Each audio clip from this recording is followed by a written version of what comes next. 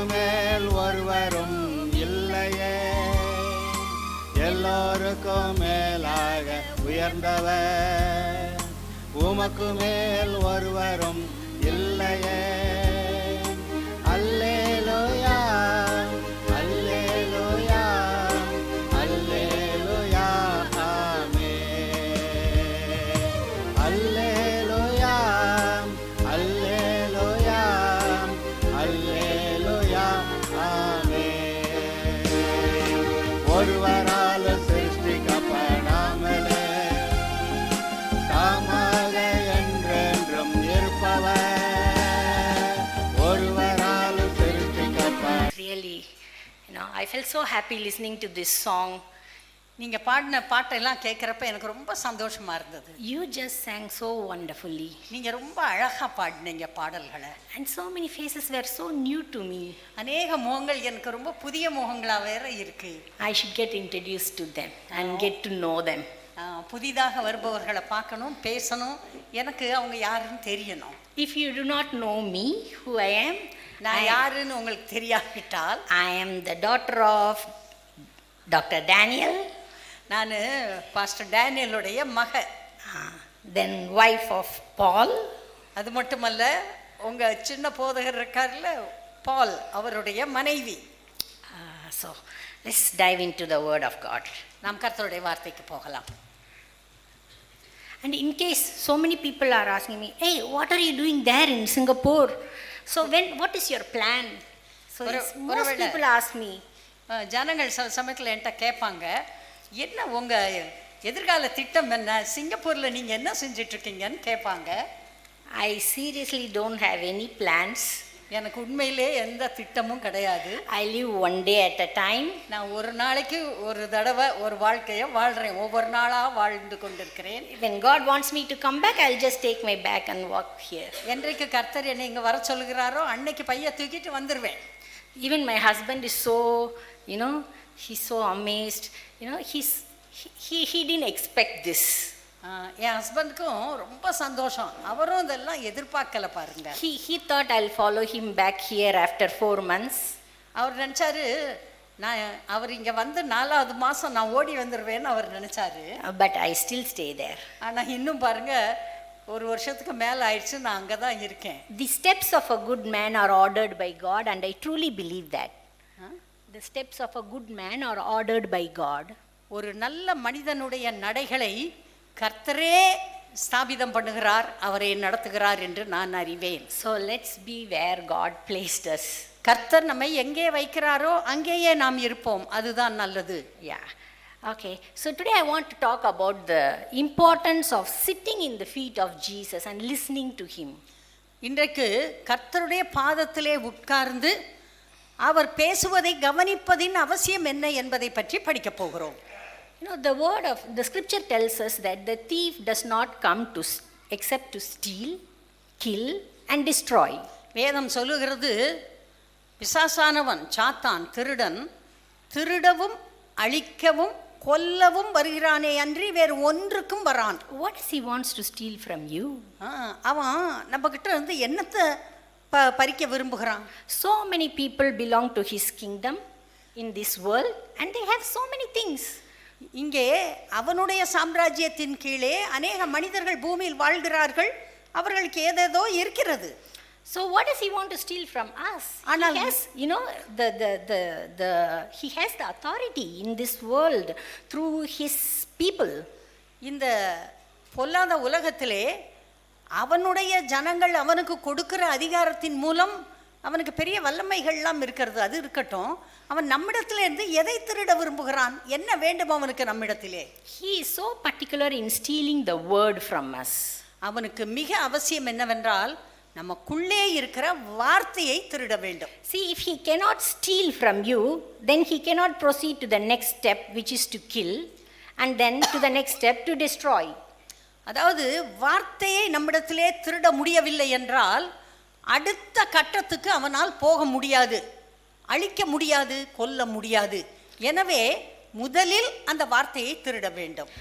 Let's read John chapter 13. யோவான் 13ஆம் அதிகாரம்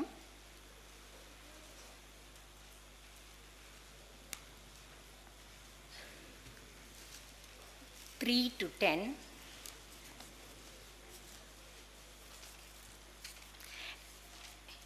By the way, I have lot of time there. So I have been just immersing myself, reading. I almost read the whole Bible in 4 months. அது எனக்கு அங்கே தனியாக இருக்கறனால நிறைய நேரம் இருக்குது பாருங்க. எப்பயும் பைபிளை வாசித்துட்டு இருப்பேன். 4 மாதத்தில் ஒரு தடவை பைபிளை வாசித்து முடிச்சிட்டேன். So you know what? Men should help their spouse in household works and give them some time for themselves to read, to relax. சகோதரர்கள் நீங்கள் எல்லாரும் உங்கள் மனைவிகளுக்கு உதவி செய்யணும். அவங்களுக்கு நேரம் கொடுக்கணும். அவங்க பைபிள் வாசிக்கிறதுக்கும் அவங்க கொஞ்சம் ஓய்வு எடுக்கிறதுக்கும் அவங்களுக்கான நேரத்தை நீங்கள் எல்லாருமே கொஞ்சம் ஒதுக்கி கொடுக்கணும். Do you know what Jesus helped? Jesus helped in cooking. When he rose from on the day of resurrection, he had the breakfast prepared for them. உங்களுக்கு தெரியுமா, இயேசு கிறிஸ்து சமையல் பண்ணது யாருக்கா ஞாபகம் இருக்கா? இயேசு உயிர்த்தெழுந்து அங்கே வந்து நிற்கிறாரு. அவருடைய சீஷர்கள்லாம் எங்கேயோ கடலுக்குள்ளே இருக்காங்க. அவங்க மேலே ஏறி வர்றதுக்குள்ளே அவர் சமையல் பண்ணி ரொட்டியும் மீனும் பொரிச்சு வச்சுக்கிட்டு காத்துக்கிட்டு இருக்காரு. So the food was ready for them. There's nothing wrong with the men cooking and doing all the household chores. மனிதர்கள் ஆண்கள் சமைக்கிறது தப்பு இல்லை, வீட்டு வேலை செய்கிறது தப்பு இல்லை, அதெல்லாம் கட்டாயம் செய்யணும். All right. So let's read 13. Can you read 13? 13ஆம் அதிகாரத்தில் வசனம் 3 to 10. 3லேருந்து 10 வரை உங்களுக்கு நான் வாசிக்க போகிறேன். தம்முடைய கையில் பிதா எல்லாவற்றையும் ஒப்பு கொடுத்தார் என்பதையும் தாம் தேவனிடத்திலிருந்து வந்ததையும் தேவனிடத்திற்கு போகிறதையும் இயேசு அறிந்து போஜனத்தை விட்டு எழுந்து வஸ்திரங்களை கழற்றி வைத்து ஒரு சீலையை எடுத்து அறையிலே கட்டி கொண்டு பின்பு பாத்திரத்தில் தண்ணீர் வார்த்து சீஷருடைய கால்களை கழுவவும் தாம் கட்டி கொண்டிருந்த சீலையினால் துடைக்கவும் தொடங்கினார். அவர் சீமோன் பேதுருவினிடத்தில் வந்தபோது அவன் அவரை நோக்கி, ஆண்டவரே, நீர் என் கால்களை கழுவலாமா என்றான். இயேசு அவனுக்கு பிரதியுத்தரமாக, நான் செய்கிறது இன்னதென்று இப்பொழுது நீ அறியாய், இனிமேல் அறிவாய் என்றார். பேதுரு அவரை நோக்கி, நீர் ஒரு காலும் என் கால்களை கழுவப்படாது என்றான். இயேசு அவனுக்கு பிரதியுத்தரமாக, நான் உன்னை கழுவாவிட்டால் என்னிடத்தில் உனக்கு பங்கில்லை என்றார்.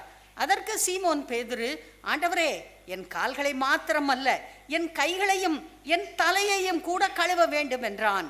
இயேசு அவனை நோக்கி, முழுகினவன் தன் கால்களை மாத்திரம் கழுவ வேண்டியதாயிருக்கும், மற்றபடி அவன் முழுவதும் சுத்தமாயிருக்கிறான். நீங்களும் சுத்தமாயிருக்கிறீர்கள், ஆகிலும் எல்லாரும் அல்ல என்றார். Oh, what a wonderful passage, right? எவ்வளோ அருமையான பகுதி இது. The creator of the heaven and earth, he wanted to wash the feet of his disciples. வானத்தையும் பூமியையும் படைத்தவர் அவர் தன்னுடைய சீஷர்களுடைய கால்களை கழுவ விரும்புகிறார். He loved them so much. அவர் அவ்வளவாய் அவர்களை நேசிக்கிறார். How many times had your spouse washed your legs? உங்களுடைய கணவனோ மனைவியோ எத்தனை தடவை உங்க கால்களை கழுவி விட்டுருப்பாங்க? None of them does. யாரும் இப்படியெல்லாம் கழுவுறதெல்லாம் கிடையாது. But the thing here is not really physical washing of your feet. Whatever God wants to imply here is not really the physical washing of the feet. இங்கே கடவுள் காலை கழுவி விடுறது ஏதோ அந்த காலை தொட்டு கழுவுறது இல்ல, அதை பத்தி மட்டும் கிடையாதுங்க, அதுக்கும் மேலானது. There is a deeper revelation and meaning here. இங்கே மிகவும் ஆழமான ஒரு அர்த்தம் அதில் இருக்கிறது. He came, he poured water into a basin and began to wash the disciples' feet and to wipe them with the towel with which he was girded. Then he came to Simon Peter, and Peter said to him, Lord, are you washing my feet? Jesus answered and said, what I am doing you do not understand now, but you will know after this. Peter said to him, you shall never wash my feet. Jesus answered him, if I do not wash you, you have no part with me. So Jesus says, if I don't wash you, right, you have no part with me. That's the difference between with and in. he doesn't say you have no part in me, but with me.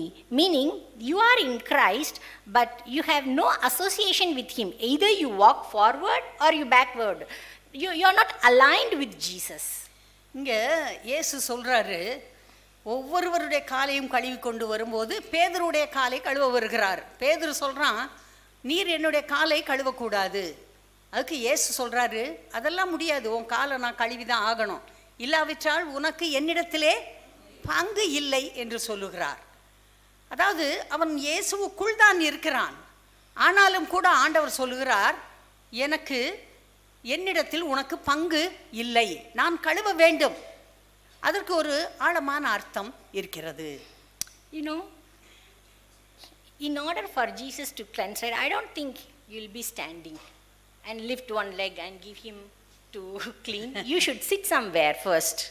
இயேசு கழுவ வர்றப்ப நீங்கள் சும்மா அப்படி நின்றுக்கிட்டு ஒத்த காலை அப்படி நீட்டி அப்படியெல்லாம் கழுவ முடியாது. எங்கேயாவது ஒரு இடத்துல உட்காந்துருப்பீங்க, அவர் வருவார், அந்த பேசினை எடுத்து வச்சு காலை கழுவுவார். He came to serve and not to be served, and even today he wants to serve all of us. அவர் ஊழியம் செய்ய வந்தார், அன்றைக்கும் செய்தார், இன்றைக்கும் உங்களுக்கு ஊழியம் செய்ய அவர் விரும்புகிறார். He wants to cleanse your feet. அவர் உங்கள் கால்களை கழுவ விரும்புகிறார். But we have to sit down first for him to clean and give him the opportunity to cleanse our feet. நீங்கள் எங்காவது ஒரு இடத்தில் உட்கார வேண்டும், உட்கார்ந்து பொறுமையாக அவருக்கு காலை காட்ட வேண்டும், அப்போதுதான் அவரால் கழுவ முடியும். He is still the same God. அவர் அன்றும் இன்றும் என்றும் ஒரே கடவுள்தான். So he if he wants to wash his disciples' feet, he would definitely want to wash our feet. அவர் சீஷர்களுடைய கால்களை கழுவினார் என்றால் கட்டாயமாக நம்முடைய கால்களையும் அவர் கழுவ விரும்புகிறார், கழுவுவார். We are all washed from what it says here. He said, you are not all clean, but he who is bathed needs only to wash his feet, but is completely clean. அவர் சொல்றாரு, நீங்க எல்லாம் நல்லா குளிச்சு சுத்தமாக தான் இருக்கிறீங்க, ஆனாலும் உங்கள் கால்களை மாத்திரம் நான் கழுவ வேண்டியதாய் இருக்கிறது என்று சொல்லுகிறார். Jesus has washed us with his blood and we are bathed in his blood. அவர் அவருடைய இரத்தத்தினால் நம்மை கழுவி இருக்கிறார், சுத்தமாய் இருக்கிறார், சுத்தம் பண்ணி இருக்கிறார், நாம் சுத்தமாய் இருக்கிறோம். But we still walk in this world.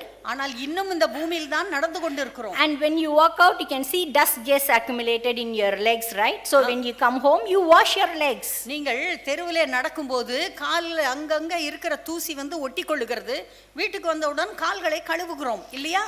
In the same way, we walk in this world and we hear whatever, fear-filled words, influence people, so dust gets accumulated in our legs. அதே போல தான் நாம் இந்த பூமியிலே ரட்சிக்கப்பட்ட பிள்ளைகளாக விசுவாசிகளாக நடந்தாலும் கூட நம்மேல் பல தூசிகள் வந்து விழுவது போல யாரோ சிலர் பேசுகிற சில வார்த்தைகள், இன்னும் மற்ற சில காரியங்கள் நம்மை அசுத்தப்படுத்துகிறது.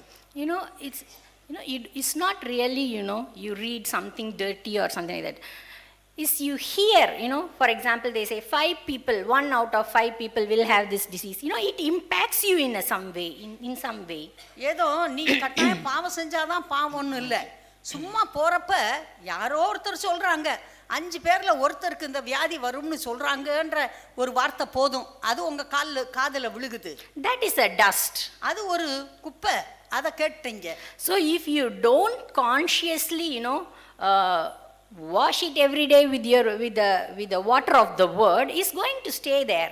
அத கர்த்தருடைய வார்த்தையாகிய வசனமாகிய அந்த தண்ணீரை கொண்டு நீங்கள் கழுவாவிட்டால் அந்த குப்பை அங்கதான் உள்ள இருக்க போகுது. நீங்க கேட்ட பிற்போக்கான அறிக்கை. 8 hours we sleep and almost 8 to 9 hours we work, and the rest of the time we do some chores and do things. So if we don't give time, if we don't spend time in the word of God and sit in his, in his presence and let God wash us with his word, then we are certainly going to believe, what the liar says. பாருங்க, 8 மணி நேரம் தூங்குறோம், 8 மணி நேரம் வேலைக்கு போகிறோம், மற்ற 8 மணி நேரத்தில் ஏதோ வேலைகளை செய்கிறோம். ஆனால் இதிலே ஒரு நேரம் கண்டுபிடித்து உட்கார்ந்து கர்த்தருடைய பாதத்திலே உட்கார்ந்து அவருடைய வார்த்தையை வாசித்து அவரால் கழுவப்பட்டு சுத்திகரிக்கப்படவில்லை என்றால், அன்பானவர்களே, நமக்கு தான் பிரச்சனை பாருங்க. The devil, before he attacks you in any part of your life, he first convinces you to accept that. Only when you agree with his word and his thoughts, then he'll be able to manifest that in the physical realm. அதாவது என்னென்ன வேலையோ செய்யறதுக்கு முன்னால பிசாசு என்ன செய்யறான்னா, அவனை கவனிக்க வைக்கிறான். அவன் பேசுறத அதை கொஞ்சம் நீங்க கேட்டுட்டு அதை உள்ள விட்டு அதை கொஞ்சம் தியானிக்க ஆரம்பிச்சீங்கன்னா போதும், அங்கே உங்களுடைய வீழ்ச்சி உங்களுக்கு ஆரம்பமாகி விடுகிறது. But if you would sit every day and let God wash off that dust and dirt, then we are not going to fall prey for the devil.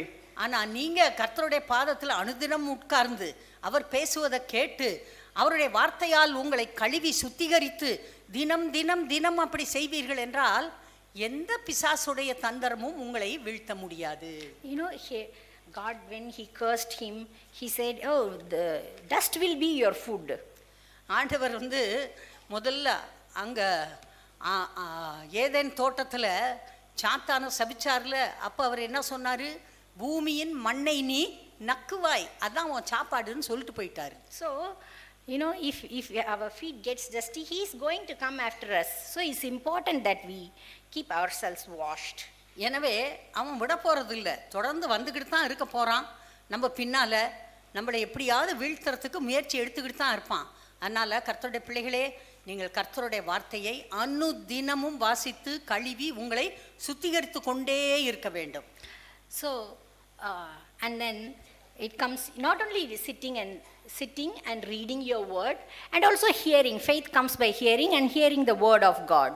அதாவது வாசிக்கிறது மட்டுமல்ல, கர்த்தருடைய வார்த்தையை கேட்க வேண்டும். ஏனென்றால் விசுவாசம் கேள்வியினால் வரும், கேள்வி கர்த்தருடைய வார்த்தையால் வரும். கர்த்தருடைய வார்த்தையை கேட்க கேட்க உங்களுக்குள்ளே விசுவாசம் பொங்கும். Fear also comes by hearing the word of the devil. பயம் கூட நமக்கு வர்றது எப்படின்னா, பிசாசுடைய வார்த்தையை கேட்கறதுனால தான், பிற்போக்கான காரியங்கள் கேட்கறதுனால தான் நமக்குள்ளே பயம் வருகிறது. We should make sure that we hear the word of God and keep ourselves occupied with his word, speak in tongues, meditate on his word, then we will prosper. அப்ப நம்ம என்ன செய்யணும், கர்த்தருடைய வார்த்தையை கேட்கணும், கர்த்தருடைய வார்த்தையை பேசணும், அந்நிய பாஷையில் பேசணும், பரிசுத்தாவியில் நிறையணும், அதை தியானிக்கணும், அதை சொல்லணும். அப்போது நாம் சமாதானமாக வாழ முடியும், விசுவாசத்தோடு இருக்க முடியும். The scripture says they overcame him by the blood of the lamb and the word of their testimony. வேதம் சொல்லுகிறது, அவர்கள் ஆட்டுக்குட்டியின் இரத்தத்தினாலும் சாட்சியின் வசனத்தினாலும் அவனை ஜெயித்தார்கள். The word of their testimony, what you talk is more important. அதாவது உங்கள் வாயை திறந்து நீங்கள் என்ன பேசினீர்களோ அந்த வார்த்தை உங்களுக்கு விடுதலையை கொண்டு வரும். If your heart is filled with the word of God, you will speak the word of God. உங்கள் இருதயத்திலே கர்த்தருடைய வார்த்தை நிறைந்து இருக்கும் என்றால் நீங்கள் வார்த்தையை பேசுவீர்கள், அந்த வார்த்தை உங்களுக்கு விடுதலை கொடுக்கும். Out of the abundance of the heart comes forth the words. So if you are filled with the word of God, you will speak the word of God. வசனம் சொல்லுகிறது, இருதயத்தின் நிறைவினால் வாய் பேசும். நீங்கள் கர்த்தருடைய வார்த்தையை இருதயத்திலே நிறைத்து வைத்திருந்து பிறகு நீங்கள் அதை பேசுவீர்கள் என்றால் அது உங்களுக்கு விடுதலை கொடுக்கும். It is important to hear what the preacher preaches, but it's also important that you speak the word of God and you hear it with your own ears, so that when you hear, when you speak and you hear, it will go into your spirit and it will produce, it is a seed and it will produce the harvest. அது போதகர் பிரசங்கம் பண்றதை கேட்பது முக்கியம், பிரசங்கத்தை கேளுங்க. ஆனால் அதோடு நிற்கக்கூடாது. நீங்கள் வார்த்தையை வாசித்து இருதயத்தில் வைத்து உங்கள் வாயால் பேசும்போது உங்கள் காது அதை கேட்கும், காது வழியாக அது உங்கள் இருதயத்திற்கு போகும், அங்கே தங்கி அது வளர ஆரம்பிக்கும், அது பலன் கொடுக்க ஆரம்பிக்கும். So spend time in the word of God and be successful. அன்பானவர்களே, கர்த்தருடைய வார்த்தையிலே நேரம் செலவழியுங்கள், மிகவும் வெற்றியுள்ள வாழ்க்கை வாழுங்கள். All glory to God. எல்லா துதி கன மகிமை கர்த்தரை சேரும். ஹல்லேலூயா. ஓகே, கர்த்தருடைய வார்த்தையை நாம் வாசிப்பது மிக மிக அவசியம். அதற்காக தான் கர்த்தர் புத்தகத்தை கொடுத்தார். அதுதான் தொடர்ந்து நாம் பார்த்து கொண்டே வருகிறோம். ஆண்டவர்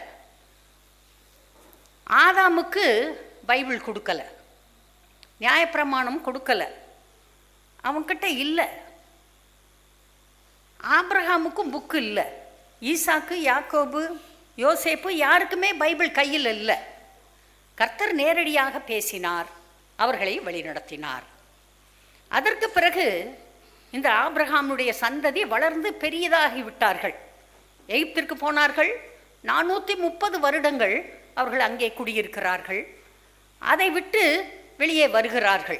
வெளியே வரும்போது ஒரு கூட்டம் ஜனம் அந்த ஆபிரகாமுக்கு கர்த்தர் கொடுத்த அந்த வாக்குத்தத்தங்களை ஞாபகத்தில் வைத்திருந்தார்கள். அவர்கள் ஒழுங்காக நடந்தார்கள். மோசேயை எடுத்துக்கொண்டால் அவனுடைய பெற்றோர் தெய்வ பயத்தோடு அவனை வளர்த்தார்கள். அவனுக்கு விருத்த சேதனம் பண்ணினார்கள். அவனுக்கு கர்த்தர் கொடுத்த வார்த்தைகள் எல்லாம் தெரியும். அதுபோல அநேக குடும்பங்கள் அங்கே இருந்தது. அவர்கள் கர்த்தரை அறிந்தவர்களாய் இருந்தார்கள். அவர்கள் வெளியே வந்தபோது அநேகர் அந்த எகிப்து ஜனங்களுடைய தெய்வங்களை வணங்கினார்கள். அவர்களுக்கு ஆண்டவரை பற்றிய சரியான அறிவு இல்லை. எனவே கர்த்தர் மோசேயை கூப்பிட்டு மேலே மலையின் மேல் ஏறி வர சொல்லி 40 நாள் அவன் இருந்து அவனுக்கு நியாயப்பிரமாணத்தை அவர் எழுதி கொடுத்து கீழே கொண்டு வந்தார். திரும்பவும் பெரிய பிரச்சனை இந்த ஜனங்கள் பண்ணினார்கள். மீண்டும் ஒரு 40 நாள் அவன் மலையின் மேல் ஏறி கர்த்தர் சொன்னதையெல்லாம் எழுதி கொண்டு வந்து பிறகு கீழே வந்ததற்கு பிறகு கர்த்தர் அநேக பிரமாணங்களை அவனுக்கு கொடுத்து கொண்டே இருந்தார். அவர் சொன்னார், எல்லாவற்றையும் எழுதி ஒரு புத்தகமாக உருவாக்கு என்று சொன்னார். அதே போல நியாயப்பிரமாண புஸ்தகத்தை மோசே உருவாக்கினான். ஆண்டவர் சொன்னார், எனக்காக நீ போட போகிற அந்த கூடாரத்திலே கொண்டு போய் அங்கே இருக்கிற கிருபாசனத்துக்கு அண்டையிலே இந்த புத்தகத்தை நீ வைக்க வேண்டும். இந்த புத்தகத்தை லேவியர்கள் மற்ற ஜனங்களுக்கு சொல்லிக் கொடுக்க வேண்டும், அவர்கள் பிரசங்கிக்க வேண்டும். ராஜா இதை ஒரு பிரதி எடுத்து அதை தன்னோடு வைத்து கொண்டு அவன் அதன்படி நடக்க வேண்டும். இப்படி பல காரியங்களை கர்த்தர் சொல்லி கொடுத்து கொண்டே வந்தார். அன்பானவர்களே, கர்த்தர் கொடுத்திருக்கிற வேத புத்தகத்தை ஒவ்வொரு மனிதனும் தனித்தனியாக தனக்கென்று ஒரு பிரதி வைத்து கொண்டு வாசித்து அதன்படி நடப்பது மிக மிக அவசியம். அன்றைக்கு இருந்த கர்த்தர் தான் இன்றைக்கும் இருக்கிறார். அன்றைக்கு அதை வாசிக்க சொன்ன கர்த்தர் தான் இன்றைக்கும் நம்மை வாசிக்க சொல்லுகிறார். அதை மனதிலே வைக்க சொல்லுகிறார், இருதயத்திலே வைக்க சொல்லுகிறார், வாயால் பேச சொல்லுகிறார். இருதயத்திலே இல்லாவிட்டால் அது டக்கென்று மனதிலே வராது, அறிவுக்கு வராது. இருதயத்தின் நிறைவினால்தான் வாய் பேச போகிறது. எனவே நேரம் அதிலே செலவழிக்க வேண்டியது அவசியம். இந்த இஸ்ரவேல் ஜனங்கள் ஒரு வித்தியாசமான ஜனங்கள். அன்றைக்கு அந்த பூமியில் வாழ்ந்த மற்ற ஜனங்களுக்கும் இஸ்ரவேல் ஜனங்களுக்கும் ரொம்ப வித்தியாசம் உண்டு. மற்ற ஜனங்களைப் போல இவர்கள் வாழ முடியாது, இவர்கள் பேச முடியாது, ட்ரெஸ் கூட உடுத்த முடியாது, சாப்பாடு கூட சாப்பிட முடியாது. அவர் சொல்லியிருந்தார், இந்தந்த உணவு சாப்பிடணும், இப்படிப்பட்ட உடைகளை உடுத்த வேண்டும், நீ இன்னாரைத்தான் திருமணம் செய்ய வேண்டும். இப்படி கர்த்தர் அவர்களுக்கு அநேக சட்ட திட்டங்களை வைத்திருந்தார். காரணம் என்ன? இவர்களுடைய வம்சாவளியிலே யூதா பிறக்கப் போகிறான், யூதா வம்சத்திலே தாவீது பிறக்கப் போகிறான், தாவீதின் குமாரனாக ஆண்டவராகிய இயேசு வரப்போகிறார். இயேசுடைய வருகைக்காக கர்த்தர் அத்தனை சட்ட திட்டங்களை அவர்களுக்கு கொடுத்திருந்தார். அதே போல இயேசு வந்து பிறந்தார். இன்றைக்கும் அவர் நமக்கு அநேக சட்ட திட்டங்களை கொடுத்திருக்கிறார். நாம் அதன்படி நடக்க வேண்டும். மற்றவர்களைப் போல நம்மால் நடக்க, பேச, வாழ முடியாது. ஏன்? நம்மை கொண்டு இன்னும் அநேக குட்டி கிறிஸ்துக்கள் பிறக்க வேண்டும், அநேக தேவ பிள்ளைகள் உருவாக வேண்டும். அதற்கு நாம் தான் வேலை செய்ய வேண்டும். ஆகவே தான் கர்த்தர் நம்மை பிரித்து எடுத்திருக்கிறார், பரிசுத்தப்படுத்தி இருக்கிறார், ஒரு ஆலயத்தை கொடுத்திருக்கிறார், ஆராதனையை கொடுத்திருக்கிறார், வசனங்களை கொடுத்திருக்கிறார், அது நம்மை உற்சாகப்படுத்துகிறார், பரிசுத்தாவின் அபிஷேகத்தை கொடுத்திருக்கிறார். ஆவியானவர் நமக்குள்ளே நீங்காமல் வாசம் பண்ணுகிறார். அவர் ஒரு தடவை நாம் இயேசுவை ஏற்றுக்கொண்ட உடனே நமக்குள்ளே வந்தவர். நாம் சில நேரங்களிலே தவறி விழுந்தாலும் கூட அவர் நம்மை தூக்கி விடுகிறார். நம்மை விட்டு அவர் நீங்குவது இல்லை. பெரிய பாவத்தை செய்து விட்டு அங்கே தாவீது அவரிடத்துல ஜெபம் பண்ணுறான். என்ன ஜெபம் பண்ணா? உம்முடைய பரிசுத்த ஆவியை என்னை விட்டு எடுத்துக்கொள்ளாதரும். இன்றைக்கும் அப்படிதான் நமக்குள்ளே வாசம் பண்ணுகிறார். அவர் யார்? அந்த பிதா, குமாரன், பரிசுத்தாவி ஆகிய அந்த திரியேக தேவனில் மூன்றாவது நபர் நமக்குள்ளே வந்து வாசம் பண்ணுகிறார். அவர் நம்மோடு பேசுகிறார், நம்மை நடத்துகிறார். He is called the divine paraclete. நம்மை விட்டு விலகாதவர் என்று வசனம் சொல்லுகிறது. அவர் நமக்குள்ளே இருந்து பேசி பேசி உணர்த்தி நம்மை வழி நடத்துகிறார். அவர் நம்முடைய பாவங்களை உணர்த்துவிக்கும் போது நாம் அதிலிருந்து மாறிக்கொள்கிறோம். நேர்மையும் உண்மையும் உத்தமமாக கர்த்தருக்கு பிரியமாக வாழ்கிறோம். சரி, இந்த இஸ்ரவேல் ஜனங்கள் தேவனுடைய ஜனங்கள் என்று சொன்னேன். கர்த்தர் சொன்னார், காலையில் இப்படி ஒரு பலி செலுத்த வேண்டும், மாலையில் இப்படி ஒரு பலி செலுத்த வேண்டும், காலையில் ஆராதிக்க வரணும், சாயங்காலம் ஆராதிக்க வரணும். அங்கே ஆசரிப்பு கூடாரத்தில் எப்பையும் நீங்காமல் ஆசாரியர்கள் இருக்க வேண்டும். பாவம் செய்தவர்கள் கொண்டு வந்து ஆடுகளை மாடுகளை தகுதிக்கேற்ப பாவத்திற்கேற்ப அங்கே பலியிட வேண்டும். அங்கே அவர்கள் எவ்ரிடே ஒவ்வொரு நாளும் தங்களை சுத்திகரிக்க வேண்டும். அவர்கள் பரிசுத்தமாக்கப்பட வேண்டும். ஆலயத்தில் ஆக்டிவிட்டி இருந்துக்கிட்டே இருக்கணும். காலையிலேருந்து ராத்திரி வரைக்கும் இருந்து கொண்டே இருக்க வேண்டும். அங்கே ஒரு விளக்கு எரியும். அந்த விளக்கு அணையாமல் அதில் எண்ணெய் ஊற்றிக்கொண்டே இருக்க வேண்டும். அங்கே கிருபாசனம் இருக்கிறது.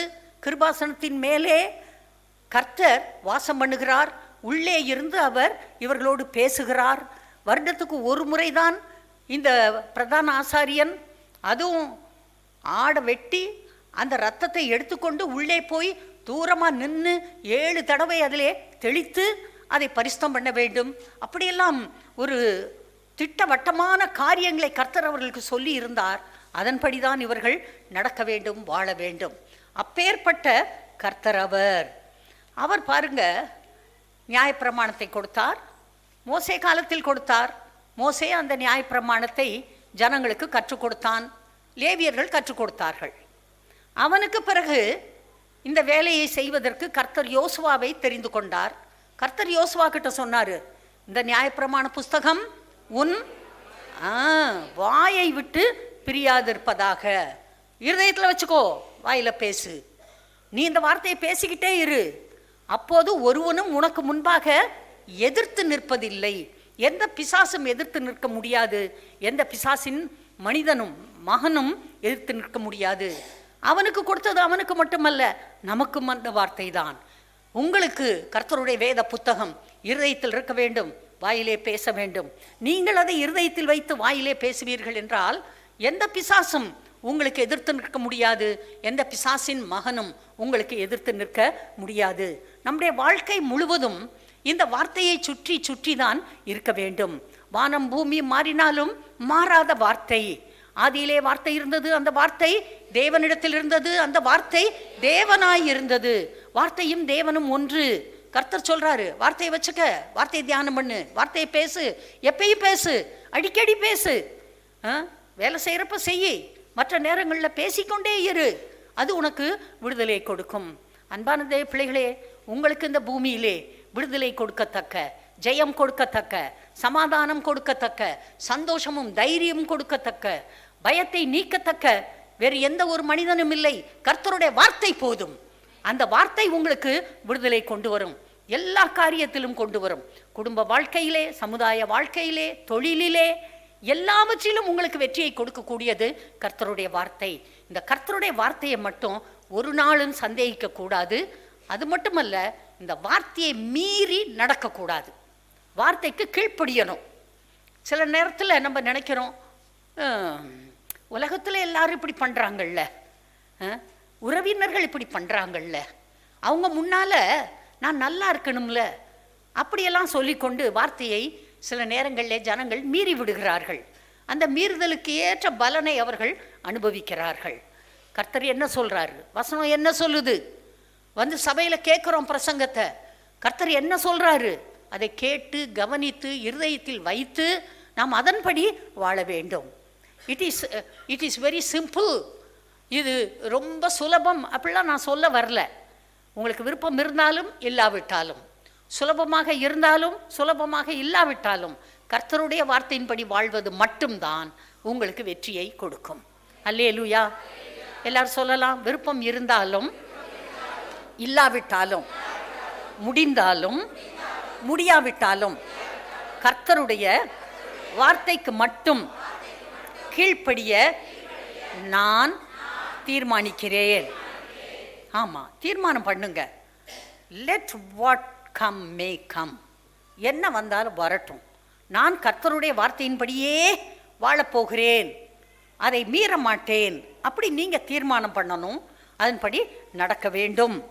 சரி, உங்களுக்கு 2 வசனங்களை நம்ம வாசிக்கலாம். நியாயாதிபதிகள்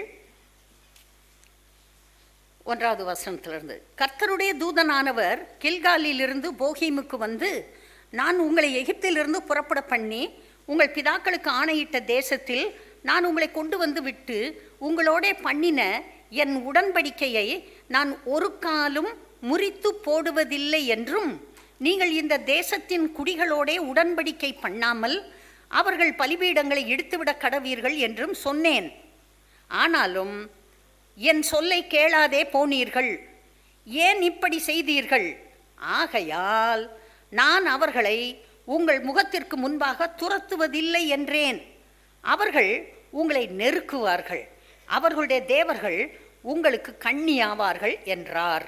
கர்த்தருடைய தூதனானவர் இந்த வார்த்தைகளை இஸ்ரவேல் புத்திரர் எல்லாரோடும் சொல்லுகையில் ஜனங்கள் உரத்த சத்தமிட்டு அழுதார்கள். அவ்விடத்தில் என்று பெயரிட்டு அங்கே கர்த்தருக்கு பலியிட்டார்கள். பாருங்க, கர்த்தர் சில காரியங்களை சொல்றாரு, நீ இப்படி செய். ஆனால் அந்த ஜனங்கள் அப்படி செய்யவில்லை. கர்த்தர் சொல்றாரு, என் உடன்படிக்கையை நான் முறித்து போடுவதில்லை என்று சொன்னேன், ஆனால் நீங்கள் கேளாதே போனீர்கள். அதனால நான் மட்டும் அந்த உடன்படிக்கையை வச்சு என்ன செய்ய? உடன்படிக்கையில் 2 பார்ட்டி இருக்கணும். ஒரு பக்கம் கர்த்தர், ஒரு பக்கம் இஸ்ரவேல் ஜனங்கள். கர்த்தர் சொன்னதை இஸ்ரவேல் ஜனங்கள் செய்ய வேண்டும்.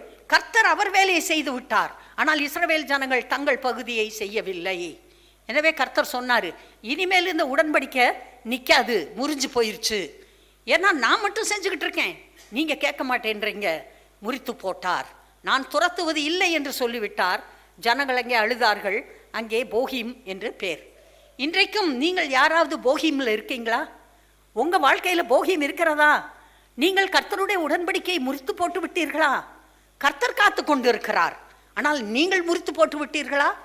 முறித்து போட்டால் அந்த உடன்படிக்கை போச்சு, அவ்வளவுதான். பிறகு எனக்கு பாதுகாப்பு இல்லை, எனக்கு சந்தோஷம் இல்லை, எனக்கு நிம்மதி இல்லை, நான் ரொம்ப பாவப்பட்டவன் சொல்லி என்ன பிரயோஜனம்? ஏன் உங்கள் உடன்படிக்கை காத்துக்கொள்ளக்கூடாது? திரும்பி வாங்க, திரும்பி வந்து உங்கள் இருதயத்தை கர்த்தரோடு ஒழுங்குபடுத்துங்கள். வேற வழியே கிடையாது. மனிதன் கர்த்தரோடு உடன்படிக்கையிலே நிலைத்து நின்றால் மட்டும்தான் அது செல்லுபடியாகும். Always all the blessings are conditional. அவர் சொல்றாரு, என்னுடைய வார்த்தைப்படி நீ நடந்தால் உனக்கு இதெல்லாம் கிடைக்கும். அப்போ வார்த்தைப்படி நடக்காவிட்டால் அப்புறமும் நடக்கும், எல்லாம் நடக்காது. கர்த்தர் இரக்கமுள்ளவர், மன உருக்கமுள்ளவர், அன்புள்ளவர், தயவுள்ளவர், கிருபையுள்ளவர், எல்லாம் உள்ளவர். ஆனால் ஒரு நாளும் தன்னுடைய குமாரனுடைய இரத்தத்தை நம்முடைய கால்களின் கீழே போட்டு மிதிப்பதற்கு அவர் அனுமதி கொடுப்பவர் அல்ல. அது பரிசுத்த இரத்தம். பெரிய விலைக்கிரயம் கொடுத்து நம்மை பிதா மீட்டு இருக்கிறார். யாரும் செய்ய முடியாத ஒரு பெரிய வேலையை பிதாவாகிய தேவன் செய்திருக்கிறார். அதை மதிக்க வேண்டும். அந்த இரத்தத்திற்கு கொடுக்க வேண்டிய மதிப்பை, மரியாதையை, அன்பை நாம் கொடுக்க வேண்டும். சரி, வாசிக்கலாம். யோசுவா 2:7. யோசுவாவின் சகல நாட்களிலும் கர்த்தர் இஸ்ரவேலுக்காக செய்த அவருடைய பெரிய கிரியைகளை எல்லாம் கண்டவர்களும் யோசுவாவுக்கு பின்பு உயிரோடு இருந்தவர்களுமாகிய மூப்பரின் சகல நாட்களிலும் ஜனங்கள் கர்த்தரை சேவித்தார்கள். நூனின் குமாரனாகிய யோசுவா என்னும் கர்த்தரின் ஊழியக்காரன் 110 வயது உள்ளவனாய் மரணம் அடைந்தான். 10 அக்காலத்தில் இருந்த அந்த சந்ததியார் எல்லாரும் தாங்கள் பிதாக்களுடன் சேர்க்கப்பட்ட பின்பு கர்த்தரையும் அவர் இஸ்ரவேலுக்காக செய்த கிரியையையும் அறியாத வேறொரு சந்ததி அவர்களுக்கு பின் எழும்பிற்று. அப்பொழுது இஸ்ரவேல் புத்திரர் கர்த்தரின் பார்வைக்கு பொல்லாப்பானதை செய்து பாகால்களை சேவித்து தங்கள் பிதாக்களை எகிப்து தேசத்திலிருந்து புறப்பட பண்ணின அவர்களுடைய தேவனாகிய கர்த்தரை விட்டு தங்களை சுற்றிலும் இருக்கிற ஜனங்களுடைய தேவர்களாகிய அந்நிய தேவர்களை பின்பற்றி போய் அவர்களை பணிந்து கொண்டு கர்த்தருக்கு கோபம் மூட்டினார்கள். அவர்கள் கர்த்தரை விட்டு பாகாலையும் அஸ்தரோத்தையும் சேவித்தார்கள். அப்பொழுது கர்த்தர் இஸ்ரவேலின் மேல் கோபம் மூண்டவராகி அவர்கள் அப்புறம் தங்கள் சத்துருக்களுக்கு முன்பாக நிற்கக்கூடாதபடி கொள்ளையிடுகிற கொள்ளைக்காரர் கையில் அவர்களை ஒப்பு கொடுத்து அவர்களை சுற்றிலும் இருக்கிற அவர்கள் பகைஞரின் கையிலே விற்று போட்டார். 16 கர்த்தர் நியாயாதிபதிகளை எழுப்ப பண்ணினார். அவர்கள் கொள்ளையிடுகிறவர்களின் கைக்கு அவர்களை நீங்களாக்கி ரட்சித்தார்கள். அவர்கள் தங்கள் நியாயாதிபதிகளின் சொல்லை கேளாமல் அந்நிய தேவர்களை பின்பற்றி சோரம் போய் அவைகளை பணிந்து கொண்டார்கள். தங்கள் பிதாக்கள் கர்த்தரின் கற்பனைகளுக்கு கீழ்ப்படிந்து நடந்த வழியை அவர்கள் சீக்கிரமாய் விட்டு விலகி அவர்கள் செய்தபடி செய்யாமல் போனார்கள். கர்த்தர் அவர்களுக்கு நியாயாதிபதிகளை எழும்ப பண்ணுகிற போது கர்த்தர் நியாயாதிபதியோட கூட இருந்து அந்த நியாயாதிபதியின் நாட்களிலெல்லாம் அவர்கள் சத்துருக்களின் கைக்கு இவர்களை நீங்களாக்கி ரட்சித்து வருவார். அவர்கள் தங்களை இறுக பிடித்து ஒடுக்குகிறவர்களின் நிமித்தம் தவிக்கிறதுனாலே கர்த்தர் மனஸ்தாபப்படுவார். நியாயாதிபதி மரணம் அடைந்த உடனே அவர்கள் திரும்பி அந்நிய தேவர்களை பின்பற்றவும் சேவிக்கவும் பணிந்து கொள்ளவும் தங்கள் பிதாக்களை பார்க்கலும் கேடாய் நடந்து தங்கள் கிருத்தியங்களையும் தங்கள் முரட்டாட்டமான வழியையும் விடாதிருப்பார்கள். 21 யோசுவா மரித்து பின் வைத்து போன ஜாதிகளில் ஒருவரையும் நான் இனி அவர்களுக்கு முன்பாக துரத்தி விடாதிருப்பேன் என்று கர்த்தர் சொன்னார். நீங்கள் நல்லா அதை வாசித்து கேட்டிருக்கீங்க. அன்பானவர்களே, கர்த்தர் சொன்னார், என்னுடைய நியாயப்பிரமாணத்தை காத்து நடக்க வேண்டும். மோசே அவர்களை வழி நடத்தினான். மோசே காலத்திலே உத்தமமாய் இருந்தார்கள். அவர்களுக்கு பின்பு யோசுவா வழி நடத்தினான். யோசுவா காலத்திலே அவர்கள் உத்தமமாய் இருந்தார்கள். அதற்கு பிறகு சில மூப்பர்கள் இருந்தார்கள். அவர்கள் எல்லாவற்றையும் பார்த்தவர்கள். அவர்கள் 40 வருடம் வனாந்தர வாழ்க்கையை பார்த்தவர்கள். அவர்கள் கண்களுக்கு முன்பாக மன்னா பெய்தது. அவர்களுக்காக கற்பாறையிலிருந்து தண்ணீர் வந்தது, காடைகள் வந்தது. அவர்கள் முன்பாக சமுத்திரம் 2ஆக பிரிந்தது. அவர்களுக்கு முன்பாக யோர்தான் நதி பிரிந்தது. அவர்கள் அந்த வனாந்தரத்திலே விதை விதைக்கவில்லை, அறுப்பு அறுக்கவில்லை, களஞ்சியங்கள் இல்லை, தண்ணீர் பாய்ச்சவில்லை, களை எடுக்கவில்லை, பூச்சி மருந்து அடிக்கல. ஆனால் தினமும் அவர்களுக்கு கர்த்தர் தேவ தூதர்கள் சாப்பிடுகிற அப்பத்தை வானத்திலிருந்து கொட்டி வழிநடத்தினார். அதை எல்லாம் கண்ட ஜனங்கள் இப்போது மரித்து போய்விட்டார்கள், எல்லாரும் போய்விட்டார்கள். ஆனால் நியாயப்பிரமாணம் அவர்களிடத்தில் இருந்தது.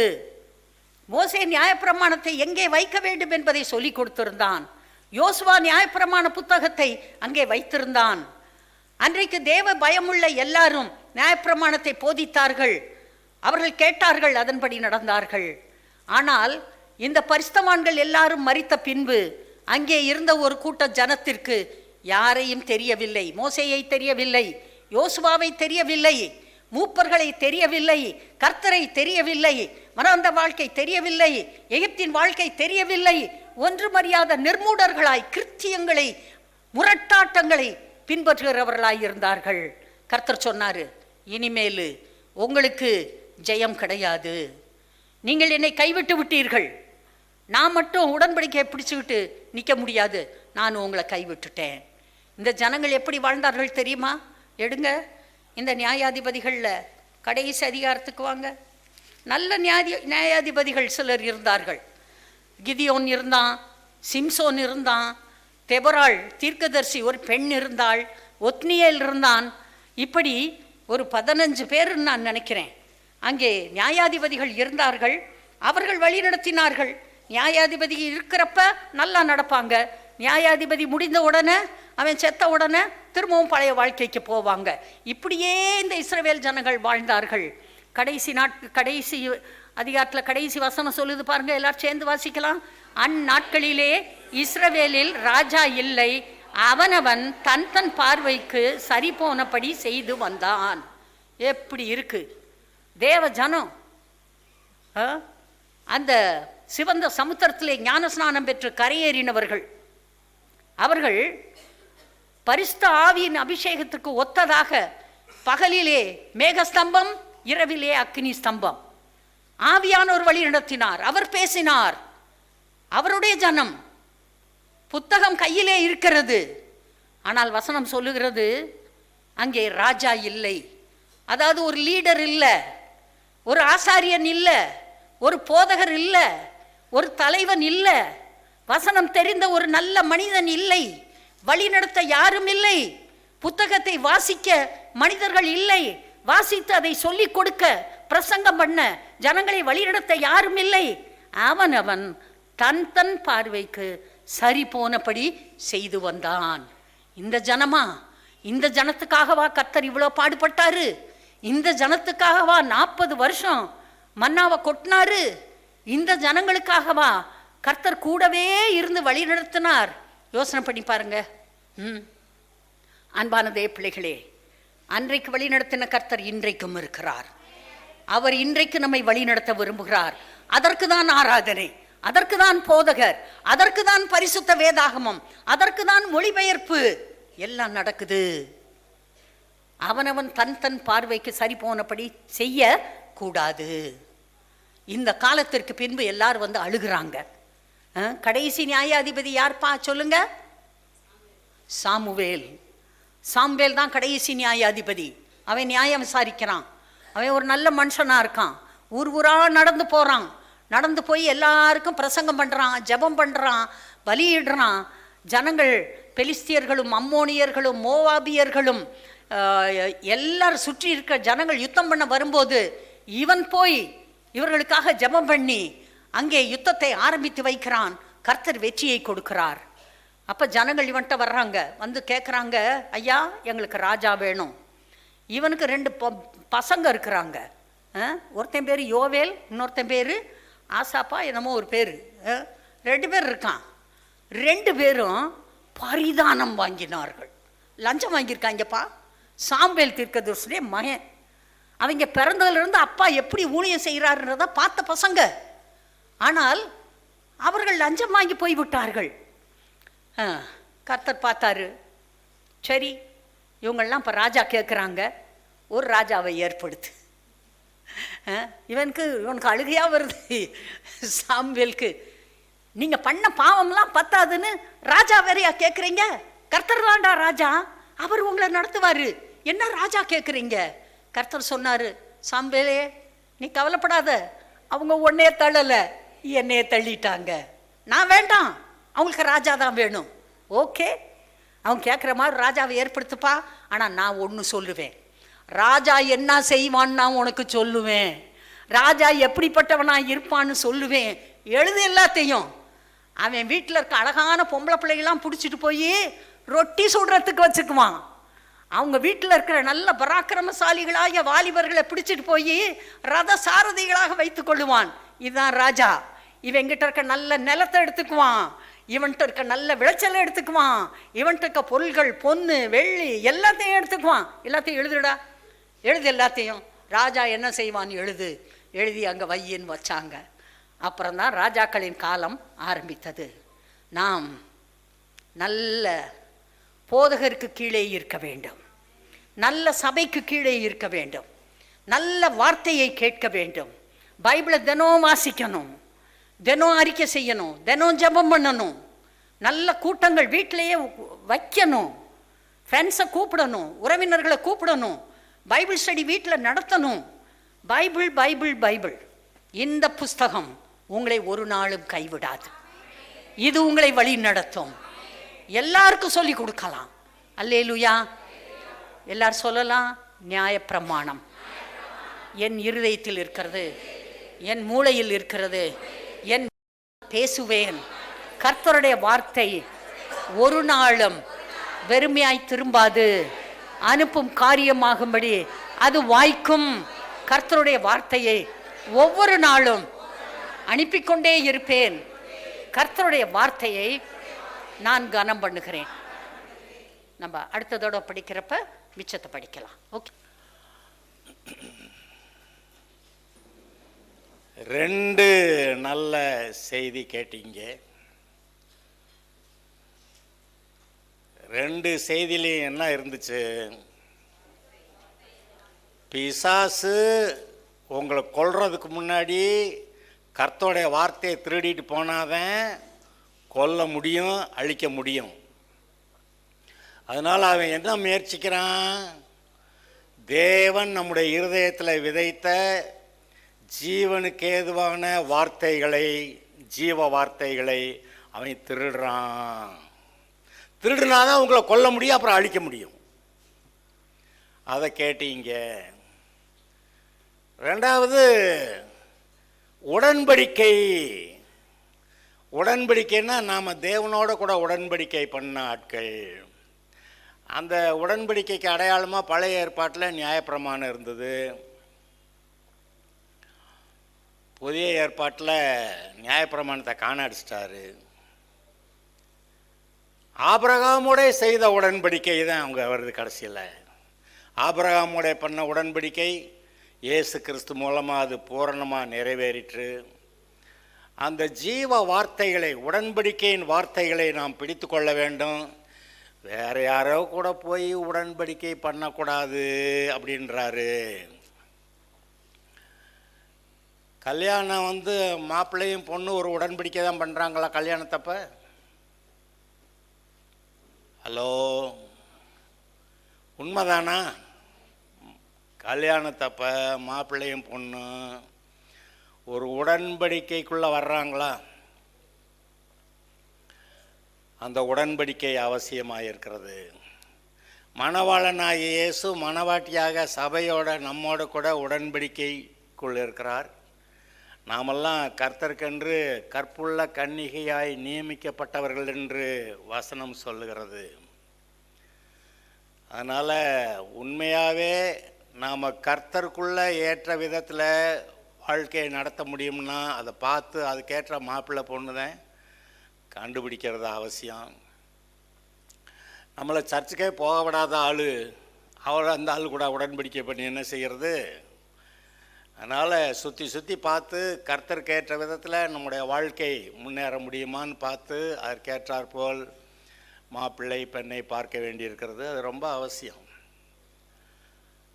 2 கொரிந்தியர் 6வது அதிகாரத்தில் ரொம்ப கொஞ்சம் கர்த்தர் கடுமையாக ஏதோ பேசிட்ட மாதிரி அங்கே தெரியுது.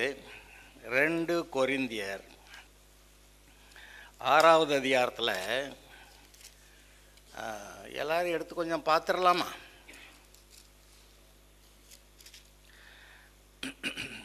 14 முதல் கடைசி வரை. 2 கொரிந்தியர் 6:14 எடுத்தீங்களா? உங்கள் பைபிளில் இருக்கா பாருங்க. அந்நிய நுகத்திலே அவிசுவாசிகளுடன் பிணைக்கப்படாதிருப்பீர்களாக, அவிசுவாசிகளோட உடன்படிக்கை பண்ணாதிருப்பீர்களாக. நீதிக்கும் அநீதிக்கும் சம்பந்தம் ஏது? விசுவாசியை நீதியின் சைடில் இருக்கிறாங்க, ரட்சிக்கப்படாதவங்க அநீதியின் சைடில் இருக்கிறாங்க. நீதிக்கும் அநீதிக்கும் சம்பந்தம் ஏது? ஒளிக்கும் இருளுக்கும் ஐக்கியம் ஏது? கிறிஸ்துவுக்கும் பேலியாளுக்கும், பேலியாளுங்கிறது என்னது? அதாவது சாத்தானுக்கு அடுத்த லெவலில் ஒருத்தன் இருக்கேன், பீலியல்னு. அந்த பீலியல் கூட சேர்ந்தவன் அவங்கள எல்லாத்தையும் பேலியாள்னு தமிழில் போட்டாச்சு. அந்த பேலியாள்னா இதை கெட்டவ கெட்டவ கெட்டவ அப்படி அர்த்தத்தில் இல்லை, கெட்டது தான். ஆனால் பிசாசு அந்த பீலியல் கூட சேர்ந்துக்கிட்ட ஆளுங்க. பேலியாளுக்கும் இசைவேது. அவிசுவாசியுடனே விசுவாசிக்கு பங்கேது. தேவனுடைய ஆலயத்துக்கும் விக்கிரகங்களுக்கும் சம்பந்தம் ஏது?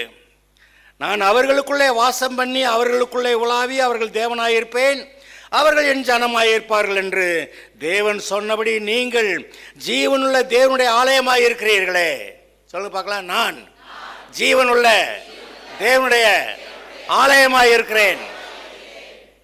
ஆனபடியால் நீங்கள் அவர்கள் நடுவிலிருந்து புறப்பட்டு பிரிந்து போய், யாரை விட்டு?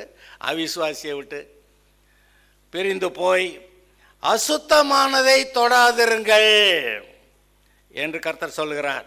அப்பொழுது நான் உங்களை ஏற்றுக்கொண்டு உங்களுக்கு பிதாவாயிருப்பேன். என்னவாயிருப்பேன்? பிதாவாயிருப்பேன். நீங்கள் எனக்கு குமாரரும் குமார்த்திகளுமாய் இருப்பீர்கள் என்று சர்வ வல்லமையுள்ள கர்த்தர் சொல்லுகிறார்.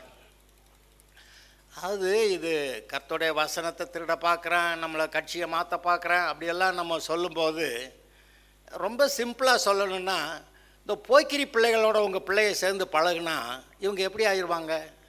இவங்க போக்கிரியாகவே ஆயிடுவாங்க. நம்பர் 1 போக்கிரி ஆனால் கூட ஆச்சரியப்படுறதுக்கு இல்லை. போக்கிரிகளோட சேர்ந்தா நம்ம ஊர் பழக்கம் ஒன்று, பழமொழி ஒன்று இருக்குது, பன்றியோடு சேர்ந்த அப்படி ஒன்று சொல்லியிருக்கு. யாரு நம்முடைய நண்பர்? நீ யாருன்னு நான் உனக்கு சொல்கிறேன்னு சொல்லுவாங்க. உன்னுடைய நண்பன் யாருன்னு சொல்லு, நீ யாருன்னு சொல்கிறேன். நாம் கர்த்தருடைய பிள்ளை. இங்கே தான் சபை ரொம்ப முக்கியமான பங்கு வகிக்கிறது. ஸ்கூல்லையோ காலேஜ்லேயோ யூனிவர்சிட்டியிலையோ, அதாவது பாடம் படிக்க வச்சு வேலைக்கு வாங்கி அந்த வேலையை வச்சு நல்லா பிழைக்கிறதுக்கு ஏதோ ஒரு ஏற்பாடு செய்கிறாங்களே ஒழிய பேலன்ஸ்டு லைஃப், உண்மையான நல்ல வாழ்க்கை, உண்மையாகவே கடவுளுடைய பிள்ளை எப்படி வாழ்கிறதுன்னு அங்கெல்லாம் சொல்லிக் கொடுக்க மாட்டாங்க. எப்படி நல்ல வாழ்க்கையை வாழ வேண்டும் என்று சர்ச் மட்டும்தான் சொல்லிக் கொடுக்குது. அதை நீங்கள் பைபிளில் பார்ப்பீங்க. அதனால தான் நமக்கு எவ்வளவோ காரியங்கள் இருந்தாலும், உலகத்தில் அவ்வளோ காரியங்கள் இருந்தாலும், வாரத்துக்கு ஒரு நாளாவது கட்டாயமாய் ஆலயத்தில் இருந்து கர்த்தருடைய வார்த்தையை கேட்க வேண்டும். இங்கே வந்தால் கர்த்தருடைய வார்த்தை வரும். நீங்கள் அங்கே போய் 6 நாள் இருக்கிறப்ப அந்த 6 நாளில் இந்த வார்த்தையை திருடுறதுக்கு பிசாசை ட்ரை பண்ணுறான். மறுபடியும் 7வது நாள் நீங்கள் வரலன்னா உங்களுக்கு கர்த்தருடைய வார்த்தையின்படி வாழ்கிறதுக்கு வார்த்தையே இல்லை. அப்புறம் இஷ்டத்துக்கு இந்தப்போ வாசிச்சாங்கல்ல, அவனவன் தன் பார்வைக்கு சரி போனபடி செய்து வந்தான். நான் ரொம்ப ஆச்சரியப்படுவேன். போட்டிக்கு பேசுவாங்க பார்த்தீங்களா, பட்டிமன்றம். இவன் பேசுறது ரைட்டாக தெரியுது, அவன் பேசுறது ரைட்டாக தெரியுது, என்னங்கடா அது அப்படின்னு நான் யோசிப்பேன். ஆனால் இந்த இடங்களில் சரியான தீர்மானத்தை கொடுக்கறது கர்த்தர் மட்டும்தான். அப்போ பிசாசு பேசுறது கூட ரொம்ப கரெக்டாக தான் தெரியுது. இந்த உலகத்தார எல்லாரும் இவ்வளோ பேர் மெஜாரிட்டி, அவங்க சொல்கிறது எல்லாமே சரியாக தான் தெரியுது, ஆனால் சரியில்லை. நாம் ஒவ்வொரு நாளும் கர்த்தர் நமக்கு கிருபையாக இந்த வேத புத்தகத்தை கொடுத்துருக்கிறாரு. வேதம் தவறாதது, எழுதப்பட்ட வார்த்தைகள் மாறாதவைகள். நான் கர்த்தர், நான் மாறாதவர். அதே போல் அவர் சொன்ன வார்த்தைகளும் மாறாது. இது ஜீவ வார்த்தைகள், ஜீவ புஸ்தகம். ஜீவ புஸ்தகங்கிறது வேற, இது கர்த்தருடைய புஸ்தகம். ஆனால் நம்ம பேர் ஜீவ புஸ்தகத்தில் இருக்கு. இந்த ஜீவ வார்த்தைகள், இயேசு ஜீவாதிபதி, அவர் சொல்றாரு, நான் உங்களுக்கு ஜீவன் உண்டாயிருக்க, அந்த ஜீவன் பரிபூரணப்பட வந்தேன்றாரு. அது எப்படி கொடுக்குறாராம்? வார்த்தையினால. மனுஷகுமாரன் விதைக்கிறவராய் புறப்பட்டார். என்னத்தை விதைக்கிறாரு? வாக்குத்தத்த வசனங்களை, ஜீவ வார்த்தைகளை அவர் உங்களுக்கு விதைக்கிறார். இருதயத்திலே விதைக்கப்பட்டதுக்கு அதை பாதுகாத்து தண்ணீர் ஊற்றி நீங்கள் வளர்த்தா அந்த வசனங்கள் அந்தந்த நன்மையை கொண்டு வருகிறதா இருக்கிறது. அவருடைய தழும்புகளால் குணமானேன், அந்த வசனத்தை வளர்த்தீங்கன்னா சுகமாயிருவீங்க. எனக்காக அவர் தரித்திரரானார் அப்படி சொல்லி அந்த வசனத்தை பிடிச்சிங்கன்னா நீங்கள் ஐஸ்வர்யவான்களாக இருவீங்க. நீங்கள் என்னுடைய சமாதானத்துக்காக அவர் அவ்வளவு பாடுபட்டார் அப்படின்னு, அப்போ அந்த வசனத்தை இருதயத்தில் வச்சா தேவ சமாதானம் உங்கள் இருதயத்தில் வந்துடும். நம்ம சாதாரண ஆள் தானா அப்படின்னா இல்லை. இயேசு சொல்லுகிறார், என்னுடைய மகிமையை நான் இவர்களுக்கு கொடுக்கிறேன். இயேசு எனக்கு கொடுத்த மகிமை எனக்கு உண்டு. ஆதாம் பாவம் செய்த போது தேவ மகிமையற்றவனானான். அது பின்னாடி எல்லாரும் பாவம் செய்து எல்லாரும் தேவ மகிமையற்றவர்களானார்கள். ஆனால் இப்போ நான் இயேசுவை ஏற்றுக்கிட்டேன், கர்த்தருடைய மகிமை எனக்கு வந்திருக்கிறது. இந்த வசனத்தை பிடிச்சா இந்த வசனம் உங்களை அது மாதிரி காப்பாற்றும், நிலைநிறுத்தும். அதனால கர்த்தருடைய வார்த்தையை திருட விடக்கூடாது. இயேசு சொல்லுகிறார், நான் சொல்லிய இந்த வார்த்தைகளை கேட்டு அதன்படி செய்கிறவன் கண்மலையின் மேல் தன் வீட்டை கட்டின புத்தியுள்ள மனுஷனுக்கு அவனை ஒப்பிடுவேன். ஆனால் நான் சொன்ன வார்த்தையை கேட்டு அதன்படி செய்யாது இருக்கிறவன் அதை ஒப்பிடுவேன்னு சொல்லலையா? அவர் என்னன்றாரு, மணலின் மேல் தன் வீட்டை கட்டின புத்தி இல்லாத மனிதனுக்கு ஒப்பிடப்படுவான். ஆக அவருடைய வார்த்தை ஜீவ வார்த்தை. அது நம்மை பிழைக்க வைக்கும், வாழ வைக்கும், பரலோகம் கொண்டு போய் சேர்க்கும். அந்த வார்த்தையை பிடிக்கிறது அவசியம். என்ன செய்வீங்களோ செய்ய மாட்டீங்களோ எனக்கு தெரியாது. நீங்கள் சம்பாதிப்பீங்களோ சம்பாதிக்க மாட்டீங்களோ தெரியாது. வார்த்தையை பிடிச்சா பிழைப்பீங்க. வார்த்தையை பிடிச்சா குடும்பம் நன்றாக இருக்கும். எவ்வளவு குடும்பங்களில் சண்டை தெரியுமா? கல்யாணம் பண்ணுறப்ப ஆசையாக கல்யாணம் பண்ணிட்டு அப்புறமேலு கொஞ்ச நாள் கழிச்சு ஏன்டா கல்யாணம் பண்ணான் அப்படின்னு. ஏன்னா அவ்வளோ பிரச்சனைகள் இருக்குது. ஆனால் குடும்பம்தான் தேவனுடைய சிருஷ்டிப்பிலேயே ஒரு அற்புதமான ஒரு அமைப்பு. அவர் மனுஷனை உண்டாக்கும் போது அவர் சாயல் ரூபத்தில் உண்டாக்குறாரு. அவர் அவனுடைய விலா எலும்பு ஒன்று எடுத்து அதை மனுஷியாக செஞ்சு ஒரு குடும்பமாக ஏற்படுத்துகிறாரு. என்னடா அது குடும்பம் குடும்பம்ன்ற? தேவன் ஒரு குடும்பத்தை உடையவர். தேவன் ஒரு தனி ஆள் அல்ல. அவரோட கூட பரிசுத்த ஆவியானவர் இருக்கிறார். அவரோடு கூட குமாரனாய் இயேசு இருக்கிறார். அவருக்கு பிள்ளைக வேணுமா? தேவபக்தியுள்ள பிள்ளைக வேணுமா? அதை தான் மல்கியா 2:15 எழுதியிருக்கு. அவர் ஒருவனை அல்லவா படைத்தார், ஒருவனுக்குள்ளே ஆவி பூரணமாக இருந்தது. பின்னையா இன்னொருத்தனை படைச்சாரு?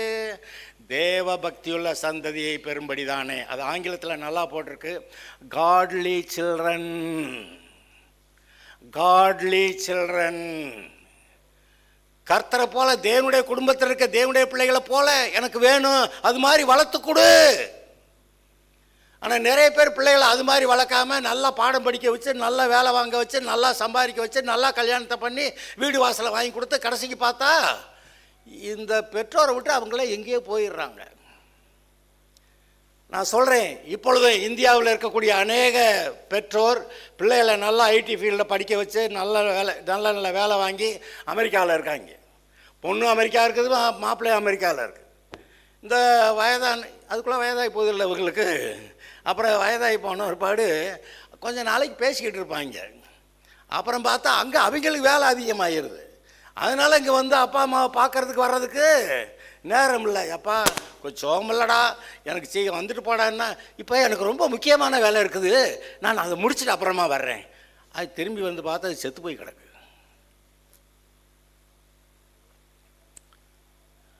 பிள்ளைகளை எப்படி நல்லா படிக்க வச்சு மேலே உயர்ந்த ஸ்தானத்துக்கு கொண்டு போயிட்டு அதை வளர்க்க வேண்டிய பிரகாரமாக வளர்க்காததுனால வயதான காலத்தில் இவங்களோட பிள்ளைங்க இருக்கலை. அது ஒரு கதை கேட்டேன். அம்மா கூப்பிட்டாங்களாம், திரும்ப வர சொன்னாங்களாம், நான் அப்புறம் வர்றேன்னாங்களாம்.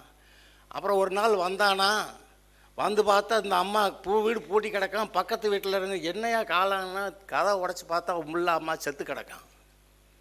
சாக போகிற நிலைமையில கூட இல்லாத பிள்ளை, அது என்ன பிள்ளை? அப்புறம் இன்னொரு கேஸு, அப்பா இறந்து போயிட்டாருன்னு வந்து பார்த்து இறந்து போயிட்டாரே அப்படின்னு சொல்லி அந்த பாடியை மேலே விழுந்து அழுகிறான்.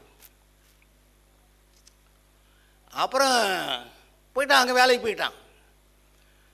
அப்புறம் ஒரு 3 மாதத்தில் அம்மா செத்து போச்சு. இன்னொருக்கு அதுக்குள்ளே வர முடியும் அங்கே இருந்து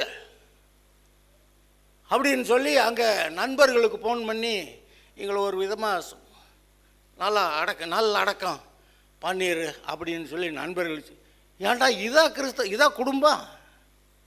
நாசமாக போகிறவங்க. பாஸ்ட் வாயில் இப்படி எல்லாம் வார்த்தை வராது, ஆனால் இவன் நாசமாக போகிறவன்னு நான் என்ன செய்ய?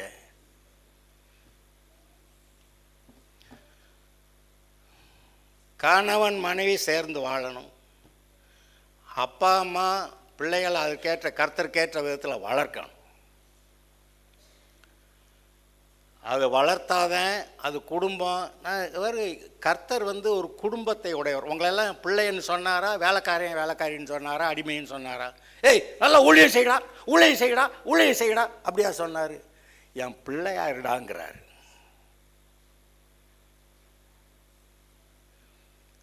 இன்னைக்கு நிறைய பேர் ரொம்ப உபவாசம் போட்டு பரிசுத்தம் சொல்லி சீக்கிரமாக செத்து போயிடுறாங்க. அவர் பிள்ளையா இருடா, நான் எல்லா நன்மையும் தர்றேன் அப்படின்னு சொல்லி என் பிள்ளையா வாழு, என் குடும்பத்தில் என் பிள்ளைக்கு ஏற்ற மாதிரி நற்குணசாலியாக வாழு. அடுத்த குடும்பம் ஒன்று இருக்குது, பிசாசுடைய குடும்பம். அது எல்லாம் பாவம், அக்கிரமம், அநியாயம், அசுத்தம், அருவருப்பு எல்லாம் அங்கே இருக்குது. நீ என் பிள்ளையா இரு அப்படி சொல்கிறாரு. இன்றைக்கு நான் பார்க்குறேன், சில உயர்ந்த நல்ல குடும்பங்களில் இருக்க பிள்ளைகள்லாம் அது ஒரு நற்குணசாலியாக தான் இருக்குது. இந்த தரங்கட்ட இந்த மாதிரி ஆட்களோட சேர மாட்டாங்க, அந்த ஃப்ரெண்ட்ஷிப் அங்கே உண்டாகாது, இவங்க தனியாக தான் இருப்பாங்க. நீங்கள் எல்லா குடும்பங்களை காட்டிலும் மேலான மேன்மையான தேவாதி தேவனுடைய குடும்பத்தின் பிள்ளைகளாய் நீங்கள் இருக்கிறீர்கள். உங்களுடைய ஐடென்டிட்டி, நீங்கள் யாருங்கிறத நீங்கள் மறந்து போக முடியாது, மறந்து போகக்கூடாது. கர்த்தர் ஒருவர் தான் கர்த்தர். இப்போ இன்னைக்கு பாடுனா, நீர் ஒருவரே கர்த்தர், நீர் ஒருவரே கர்த்தர். இவர் ஒருத்தர் தான் கர்த்தர். கர்த்தர்னா சகல காரியங்களுக்கும் காரண கர்த்தா, எல்லாவற்றையும் உண்டாக்கினவர். அவரு எல்லாவற்றையும் உண்டாக்கி உங்களுக்காக பூமி, அது நிறைவு எல்லாத்தையும் பூமியெல்லாம் நீ வச்சுக்க, நீ ஆண்டுக்க. ஆனால் என் பேரால் நான் சொல்கிற மாதிரி ஆண்டுக்க. இவன் அந்த பக்கம் போய் சேர்ந்துட்டான். அதை மீட்கிறதுக்கு அவர் உயிரை கொடுக்க வேண்டியதாயிருச்சு. உயிரை கொடுத்து காப்பாற்ற வந்திருக்கிறார், காப்பாற்றிட்டார். இப்போ ஆனால் நாம் வசனங்களை பிடிச்சாதான் பிழைப்போம். அந்த வசனங்களை பிடிக்கலைன்னா நாமும் பிழைக்க மாட்டோம். இஸ்ரவேலருடைய வரலாறு, ஏன் ஆதாம் முதல் இருக்கக்கூடிய அந்த மனுஷருடைய வரலாறு, பைபிள் வரலாற்றை நீங்கள் பார்த்தீங்கன்னா, காயின் உடனே அந்த பக்கம் போயிட்டான். என் சகோதரனுக்கு நான் காவலாளியோ, இவன் காவலாளியாக தான் இருந்திருக்கணும்.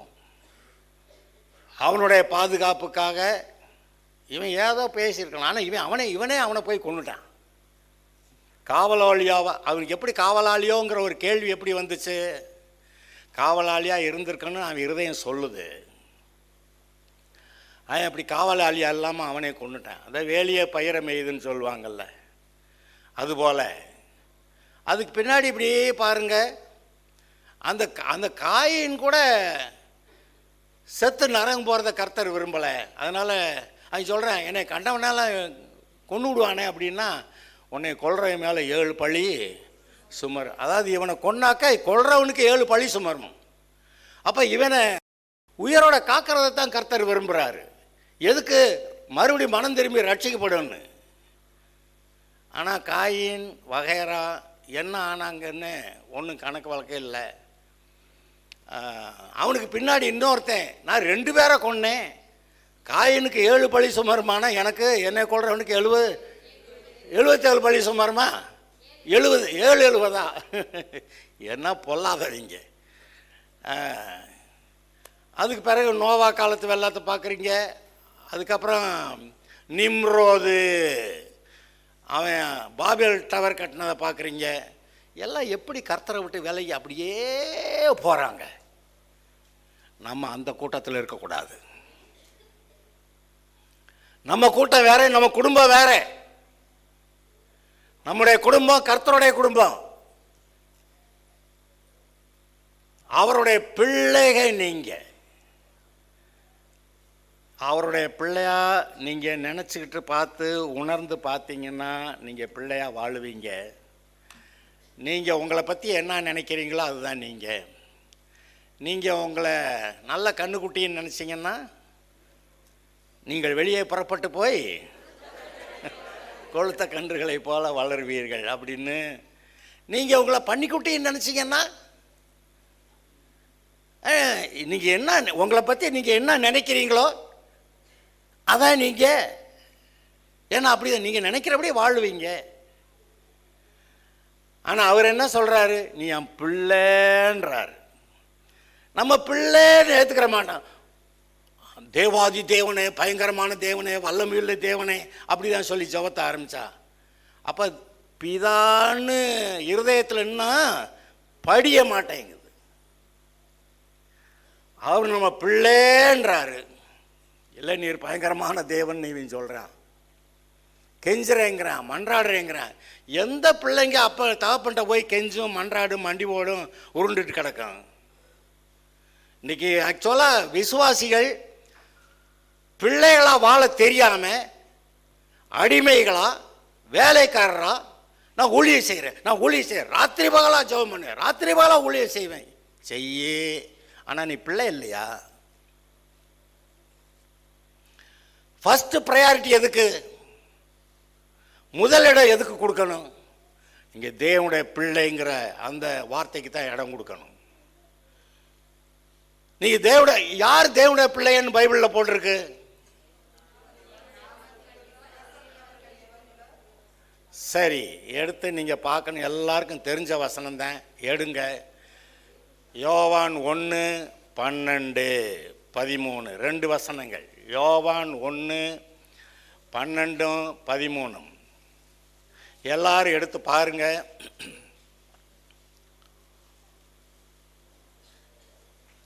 அவரை விசுவாசித்து, என்னன்னு விசுவாசித்து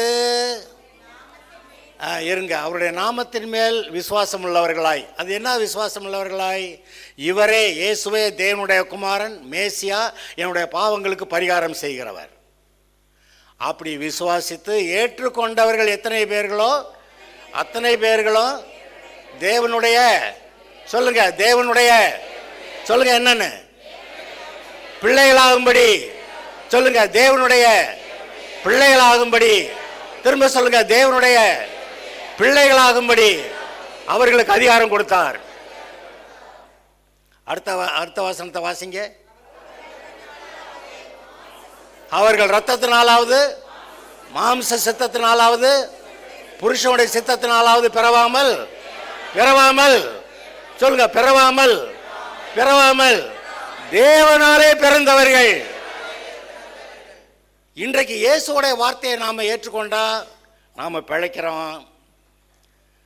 நம்ம இயேசுவோடைய வார்த்தையை ஏற்றுக்கலைன்னா அப்புறம் அந்த கேஸ் தான். ஆனால் அவன் என்ன செய்கிறானா, திருடுறானா. திருடன் திருடவும் கொல்லவும் அழிக்கவுமே என்று வேறொன்றுக்கும் வரான்.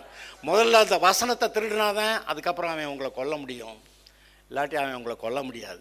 இந்த கேமராவை கொஞ்சம் நடுவில் தள்ளி வைங்க, நடுவில் வச்சுக்கோங்க. அங்கே பின்னாடி 2-3 பேருடைய முகம் மறையுது. புறப்பட்டான். செலவித வழி அருகே கற்பாறை முள்ளு நல்ல நிலம். இந்த 3 இடம், வழி அருகே கற்பாறை முள்ளு, அது 3 வேஸ்ட்டு. விதை தான், நல்ல விதை தான். அதே விதை தான் நல்ல நிலத்திலே விழுந்துச்சு. அது 30, 60, 100மா கனி கொடுக்கு. இப்போ உங்களுக்குள்ள உங்கள் இருதயம் நல்ல இருதயமாக இருந்தாக்க, நல்ல நிலமாக இருந்தால் அது 30, 60, 100மா நீங்கள் கனி கொடுக்குற வாழ்க்கையை வச்சுருப்பீங்க. வசனத்தை மட்டும் விடக்கூடாது. அந்த வசனம் நமக்குள்ளே இருக்கணும். நீங்கள் எந்த வசனத்தை வளர்க்குறீங்களோ அந்த வசனத்தின்படி நீங்கள் நல்லா இருப்பீங்க. இந்த உலக மக்கள் பொல்லாத பாவ வார்த்தைகளை தங்களுடைய இருதயத்தில் வந்து வைத்துக்கொண்டு பாவத்தில் வளருகிறார்கள். 2 பெரிய கேம்ப்பு, ஒன்று கர்த்தருடைய கேம்ப்பு, இன்னொன்று பிசாசுடைய கேம்ப்பு. அவங்க அந்த வார்த்தைகளே பிசாசுடைய வார்த்தைகளே வச்சுக்கிட்டு வாழ்க்கையை வாழ்கிறாங்க. நாம் கர்த்தருடைய வார்த்தைகளை வைத்துக்கொண்டு வாழ வேண்டும். பைபிள் படிக்கணும். கர்த்தருக்கு நம்முடைய வாழ்க்கையை அர்ப்பணித்த ஒரு வாழ்க்கையை வாழ வேண்டும். ஒவ்வொரு வாரமும் ஞாயிற்றுக்கிழமை சர்ச்சில் இருக்கணும். நீங்கள் சர்ச்சுக்கு என்னைக்கு வரலையோ அடுத்த வாரத்தில் உங்களுடைய ஆவிக்குரிய நிலைமை ஒரு ஸ்டெப் கட்டாயமாக கீழே இறங்கிடும். கர்த்தர் விவரம் இல்லாமல் சபை ஆராதனையை ஏற்படுத்தி வச்சுட்டாரா? When God does something, he has a purpose. கர்த்தர் ஏதோ ஒன்றை செய்தால் அதற்கு ஒரு காரணம் இருக்கிறது. நாம் கர்த்தருடைய வார்த்தையை கேட்க வேண்டும், இருதயத்தில் பதிக்க வேண்டும்.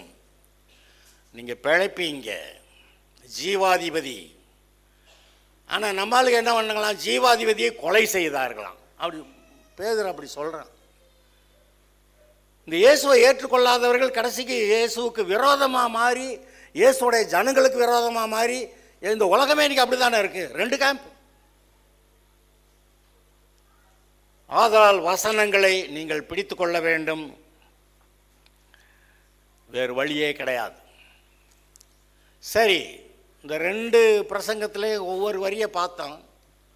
இப்போ நான் சொல்கிற வசனத்தை பார்க்கலாம். 1 யோவான் 3வது அதிகாரம் முதல் 2 வசனங்கள். 1 யோவான்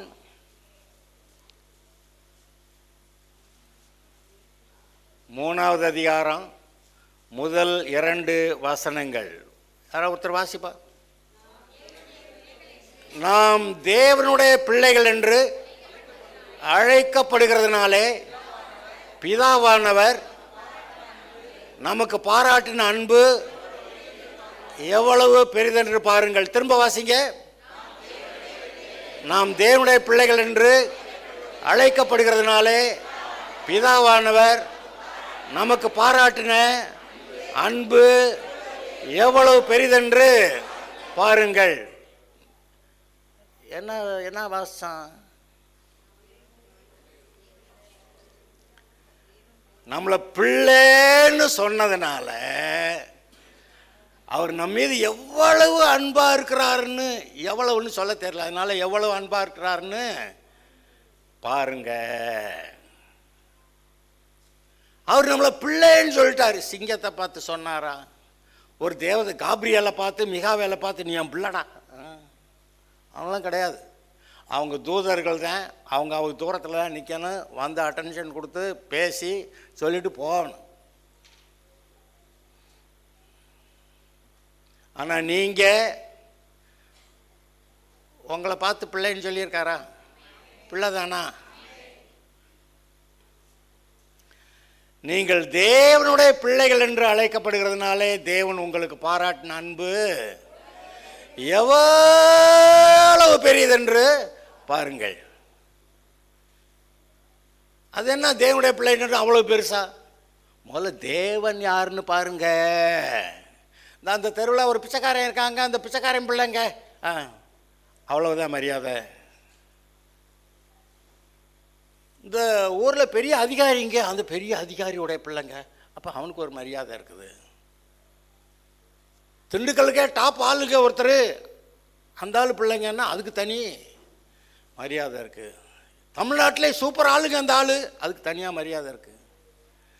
இந்தியாவிலே நம்பர் 1 ஆளுங்க எது, அதுக்கு தனி மரியாதை இருக்குது.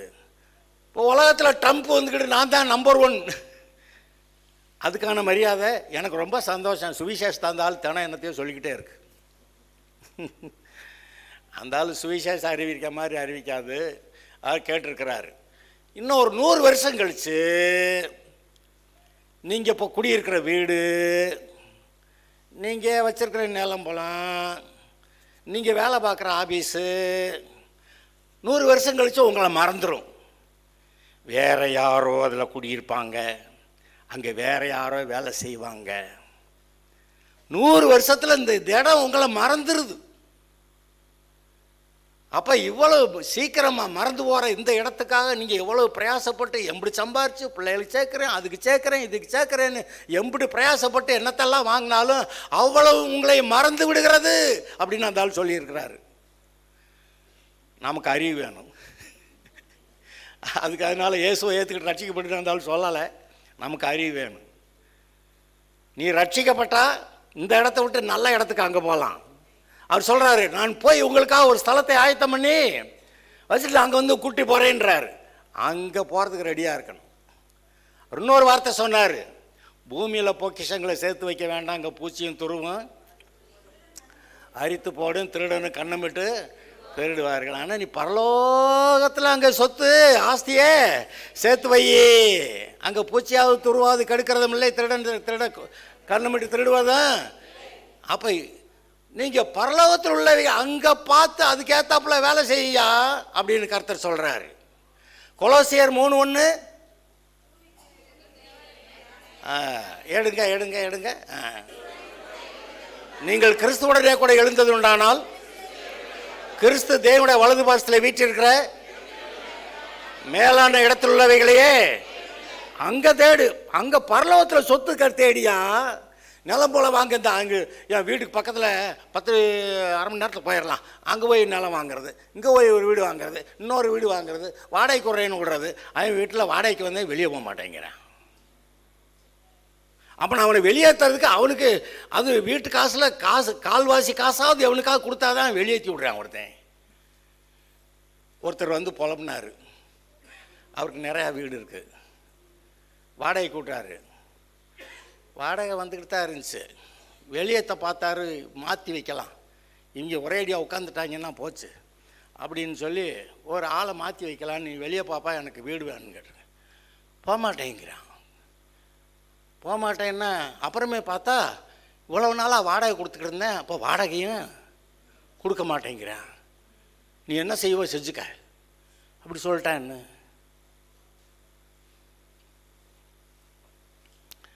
உங்களுக்கு நேரடியாக எந்த எடுத்துக்காட்டும் சொல்ல முடியாது.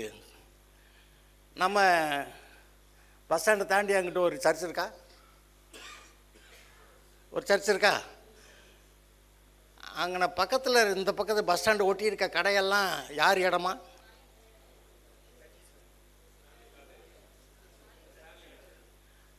ஆமாம், அதுக்கு என்ன பேராக இருக்கட்டும், ஆனால் அந்த சர்ச்சோட இடமா இல்லையா? இப்போ யார் கண்ட்ரோலில் இருக்கு? வாடகைக்கு விட்டாங்க, அவ்வளோதான். யாரோ ஒரே ஒரு ஆள் மட்டும்தான் வாடகை கட்டுறாராம். அத்தனை கடையில் எத்தனை கடை இருக்கும் போய் எண்ணி தான் பார்க்கணும். ஒரே ஒரு ஆள் தான் வாடகை கட்டுறாராம். நல்ல வருமானமா சர்ச்சுக்கு? எதையும் வாடகைக்கு விடுறது கூட பயமாக இருக்குது.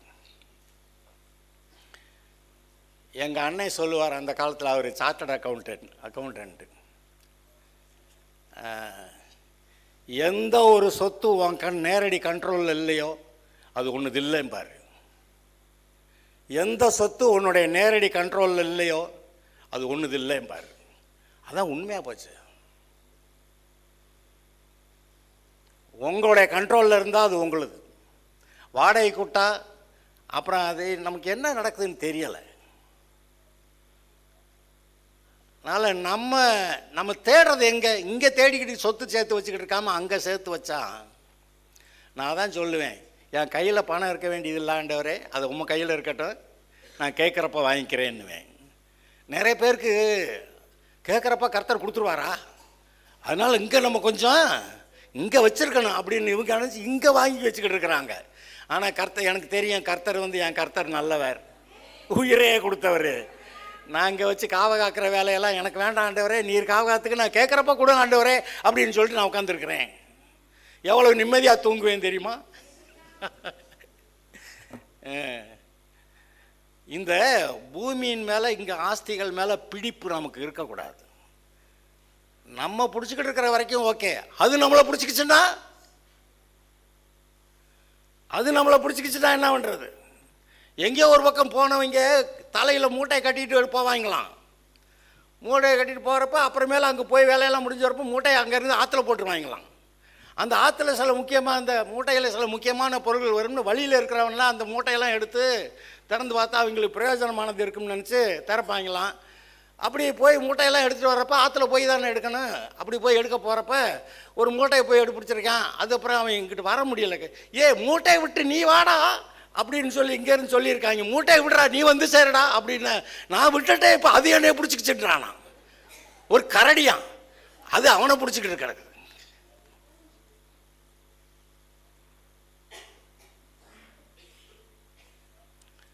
நமக்கு இந்த பூமி இப்போதைக்கு டெம்பரரி தான். ஆனால் நம்ம இருக்கிற வரைக்கும் ஆளணும். நம்ம இருக்க வரைக்கும் நம்முடைய காரியங்கள் எல்லாம் நம்ம கண்ட்ரோலில் இருக்கணும்.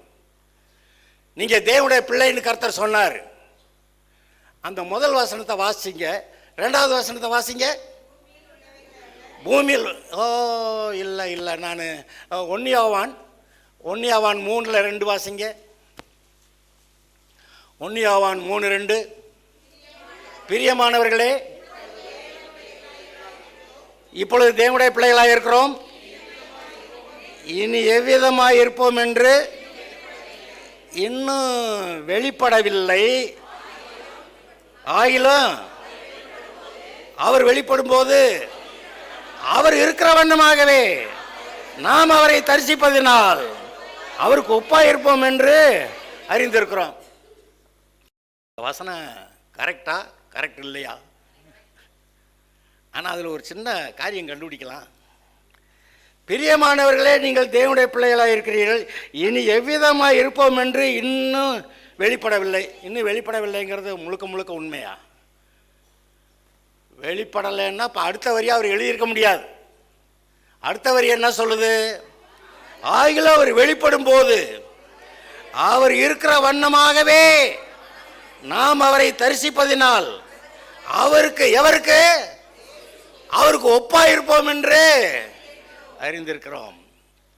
அப்போ இன்னும் எப்படி இருக்கிறோம்னு தெரியலன்னு சொன்னால் கூட அவர் இருக்கிற மாதிரி இப்போ நீங்கள் இருக்கிறீங்கிறதான உண்மை. இப்போ அவர் எப்படி இருக்கிறாரோ அப்படி தான் இருக்கிறீங்க. ஆனால் நமக்கு அறிவு தான் இல்லை. நம்ம யார் எப்படிப்பட்ட ஆளுக அப்படின்னு அந்த அறிவு இல்லாததுனால நம்ம இந்த கர்த்தருடைய வெளிப்பாடெல்லாம் கேட்காம உலக வெளிப்பாட்டை தேடிக்கிட்டு அங்கே இங்கே போய் இவனை மாதிரி ஆகிறேன்னு போகிறதுனால நம்ம கர்த்தரை பற்றி தேடலை. கர்த்தரை தேடுனா அவர் எப்படி இருக்கிறாரோ அது மாதிரி நீங்கள் இருக்கீங்க. ஏன்னா அவருடைய சாயல் ரூபத்தில் தானே உண்டாக்குனாரு. இந்த வெளிப்பாடு நம்மக்கிட்ட இல்லை, இருக்கணும். இந்த வெளிப்பாடு தேவை. அவர் இருக்கிற வண்ணமாய் நாம் அவரை தரிசிக்கிறபடியால் அவருக்கு ஒப்பாய் இருப்போம் என்று. ஏசுனாரை பார்த்தா இவனும் ஏசுனார் மாதிரி இருக்கான், இவனே ஏசுற ஆள் வேற பேரெல்லாம் வேற, ஆனாக்கா அவர் மாதிரியா இவன் இருக்கா? அவருக்கு ஒப்பாய் இருப்போம் என்று. ஏன்னா அவர் சாயல் ரூபம். நம்மள சிங்கமோ கரடியோ இந்த ஏதாவது லூஸ்தனமான மிருகமோ அதெல்லாம் கிடையாது. என்னமோ அதாவது நான் நினைப்பேன், என்னையவா கர்த்தர் அப்படி உண்டாக்கி விட்டீரு, நான் அப்பேற்பட்ட லூஸு. ஆனால் என்னை போய் உம்முடைய சாயல் ரூபத்தில் அப்புறம் என் பிள்ளைன்னு வேற 2 நாளாக இப்போ நான் தேவனுடைய குமாரன், சன் ஆஃப் காட். என்ன ஐயோ தண்டி கடவுளோடைய பிள்ளையா நான்? இந்த கடவுள் யாரு? அண்ட சராசரங்களே உண்டாக்குனாள்.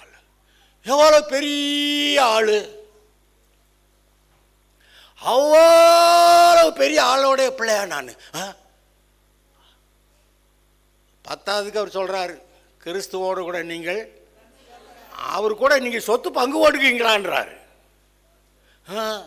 அது எனக்கு புத்திக்கே எட்டலை. எவ்வளவு பெரிய தேவன் அவர் உங்களை பிள்ளைன்னு சொல்லிட்டார். பிள்ளைன்னு சொல்லிட்டா அவர் மாற்ற மாட்டார், மாற்ற முடியாத அவரால். சொன்ன வார்த்தையை அவர் செஞ்சே தீரணும். மற்ற சகல பிரஸ்தாபங்களை பார்க்கலும் தன்னுடைய வார்த்தையை மகிமைப்படுத்தி இருக்கிறார். அவர் தன்னுடைய வார்த்தைகளினாலே தன்னுடைய வாழ்க்கையை கட்டுப்படுத்தி கொண்டார். அவருக்கு ஒன்று ஒரு வாழ்க்கை இருக்கா இல்லையா? அவருடைய வாழ்க்கையில் அவருடைய வார்த்தையினாலேயே தன்னுடைய வாழ்க்கையை கட்டுப்படுத்தி கொண்டார். நான் உண்மைதான் பேசுவேன், நான் சொன்னதை செய்வேன், நான் ஆசீர்வதிப்பேன்னா ஆசீர்வதிப்பேன், சபிப்பேன்னா சபிப்பேன், நான் சொன்னதை செஞ்சிருவேன். இன்னாருக்கு வாக்கு கொடுத்தானா அந்த வாக்கின்படி செஞ்சிருவேன். வாக்கு தத்தங்கள் எல்லாம் என்னது? எல்லாம் நமக்கு அவர் வாயை திறந்து சொன்னதை எழுதி வச்சிருக்குது. அதான் தேவனுடைய வாயிலிருந்து புறப்படுகிற ஒவ்வொரு வார்த்தையினாலும் பிழைப்பான். எழுதி வச்சிருந்தாலும் அவர் வாயால் பேசினாலும் ரெண்டும் ஒன்று தான். அவர் எழுதி வச்சிருக்கிறாரு, அவர் வாயால் பேசுகிறத கேட்கணுமா? அதை வாசிங்க. அந்த எழுதி வச்சிருக்கிறத வாசிங்க. அப்போ அந்த வசனம் உயிர் வந்து அது தவி குதித்து நம்மகிட்ட பேசுகிற மாதிரி நமக்கு தெரியும். ஏதோ ஒரு வசனம் டக்குன்னு நம்மக்கிட்ட பேசுது. நிறையா எழுதியிருக்கு, நீங்கள் வாசிட்டே வர்றீங்க, ஏதோ ஒரு வசனம் உங்கள் டக்குன்னு உங்ககிட்ட பேசுது. அதுக்கு உயிர் வந்து தப்பி குதித்து நம்மளோட இருதயத்தில் பேசிக்கிட்டு இருக்கு. அது தேவன் அப்போதைக்கு நம்மக்கிட்ட பேசுகிற வார்த்தை.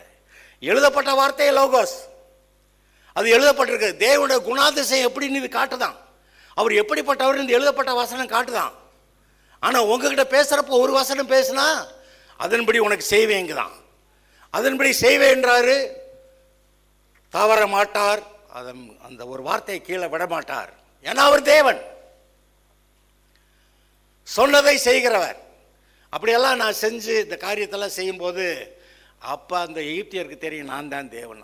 ஏன் அப்படி சொல்கிறாரு? அவங்கெல்லாம் எதையோ கும்பிட்டுட்டு இருக்கிறாங்க, பறவைகள். அந்த அந்த எகிப்து தேசத்தில் இருக்க அந்த சிலையெல்லாம் பார்த்தீங்கன்னாக்கா என்னென்னமோ கண்ட குப்பையாக இருக்குது. அதை இந்த எகிப்து தேசத்தில் இருக்க மாதிரியான காரியங்கள்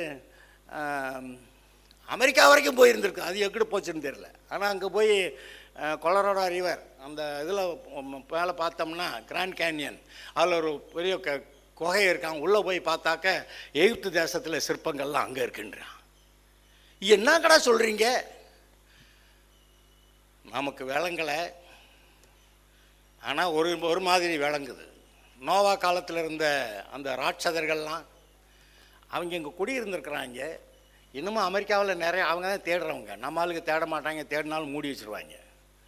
அந்த பக்கம் யாரும் அந்த மலைக்கோட்டையிலேருந்து ஏதோ ஒரு பாதை கீழே இறக்குதாமில்ல, யாராவது இறங்கி போய் பார்த்துட முடியும்? அங்கே பூட்டி வச்சுட்டு அனுமதி இல்லை. அவ்வளவுதான். நம்ம நாட்டிலக்கும் அமெரிக்காவுக்கும் ஒரு வித்தியாசம் என்னன்னு கேட்டால், நீங்கள் ஒரு நிலம் வாங்கினீங்க, ஒரு 5 ஏக்கர் நிலம் வாங்கினீங்க, அதில் நீங்கள் வந்து போர் போட்டு ஆயில் கண்டுபிடிச்சிட்டீங்க. ஆயில் கண்டுபிடிச்சா நம்ம நாடுன்னா என்ன ஒன்று, அந்த நிலத்தை விட்டு வெளியே போடா, இந்த இடம் என்னது அப்படின்னு நம்ம அரசாங்கம் வந்து பிடிச்சிக்கும். ஆனால் அமெரிக்காவில் அவன் அந்த இடத்துக்காரனோ அவனுக்கு தான் அங்கே இருக்க என்ன கிடைச்சாலும்.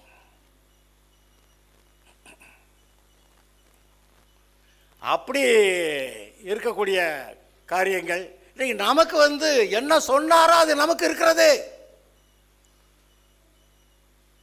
பிள்ளைன்னு சொல்லிட்டாரு. பிள்ளைன்னா அந்த வீட்டில் நம்ம பிள்ளையா பிறந்ததுனால சொத்து. என்ன செஞ்சீங்க? நான் என்ன செஞ்சேன்? ஒன்றும் செய்யலை. அந்த வீட்டில் பிள்ளையா பிறந்தவங்க. அதை விட நீ பிள்ளைன்னு சொல்லிவிட்டாரு வேற. சிங்கம், புலி, கரடி நமக்கு இதெல்லாம் பார்த்தா, பறவைகள்லாம் பார்த்தா அழகாக இருக்குது, மீன்களை பார்த்தா அழகாக இருக்குது. நம்ம அதை மீனை பார்த்துட்டு நல்லா இருக்குது, குருவியை பார்த்துட்டு நல்லா இருக்குது, நம்ம இதை பார்த்து சந்தோஷப்பட்டு இருக்கோம். அவர் நம்மளை பார்த்து சந்தோஷப்பட்டு இருக்கிறார். எல்லாவற்றையும் மனிதனுக்காக படைத்தார், மனிதரையும் அவருக்காக படைத்தார். நம்ம அவருடைய பிள்ளையாக இருக்கணும். இங்கே நம்மளை ஏமாத்துற, பொய் சொல்லுகிற, கர்த்தருடைய வசனத்தை திருடுகிற நிறைய சக்திகள் பூமியில் இருக்குது. நம்ம ஜீவனுள்ள நாளெல்லாம் கர்த்தருடைய வசனத்தை பிடிச்சிக்கிட்டா அப்படியே மேலே ஏறி ஏறி போய் பெரிய கர்த்தருடைய நாமத்தினாலே பூமியை ஆளக்கூடிய பெரிய ஆட்களாக இருப்போம். ஒரு வார்த்தை கூட பிசாசோடைய வார்த்தை பொய் நமக்குள்ளே வரக்கூடாது. நம்ம பொய் சொல்லாமல் இருக்கணும்னா என்ன பாஸ்டர் பொய்யே சொல்லக்கூடாதுங்கிறீங்க? அது எப்படி பொய் சொல்லாமல் பிழைக்கிறது? நான் கேட்பேன், நீ பொய் சொல்லாமல் அப்போ பிழைக்கிறேன்றல்ல, பொய் சொல்லிக்கிட்டே அப்போ நீ வந்து நீ சாகாமல் உயிரோடு பார்க்கலாம். பொய் வேணால் சொல்லிக்க, ஆனால் சாகாமல் உயிரோடு இரு. அது முடியாது. ஆனால் பொய் சொல்லலைன்னா நீங்கள் அட்லீஸ்ட் கர்த்தருடைய கேம்ப்லையாவது இருக்கிறீங்க, ஆண்டோடைய பிள்ளையாக இருக்கீங்க, சத்தியத்தில் நடக்கிறீங்க, ஜீவனில் நடக்கிறீங்க, ஆசீர்வாதத்தில் நடக்கிறீங்க, உங்களுக்கு வாழ்வு இருக்கிறது.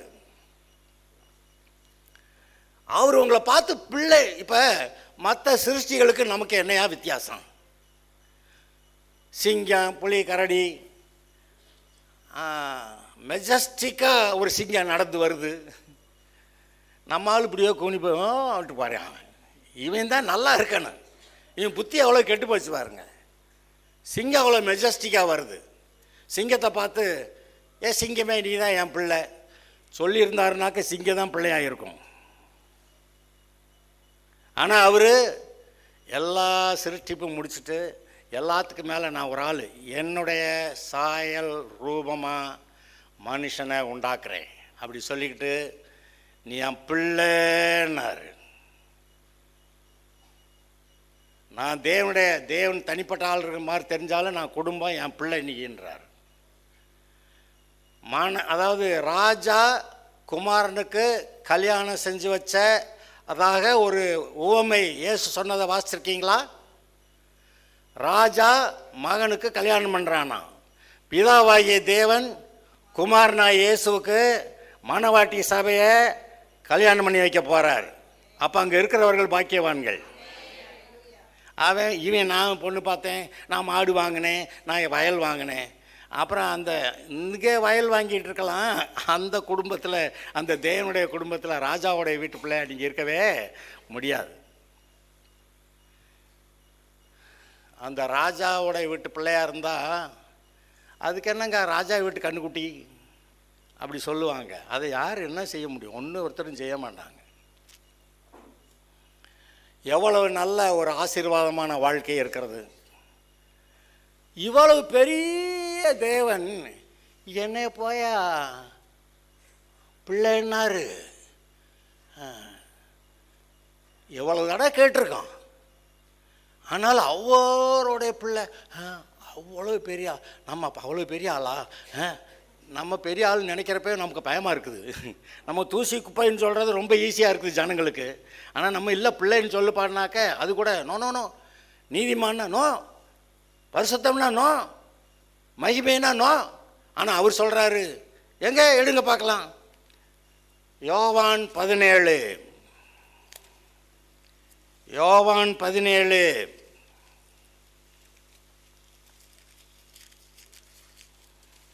யோவான் 17:16 நான் உலகத்தான் அல்லாதது போல அவர்களுடைய யாரு? சீஷர்கள்.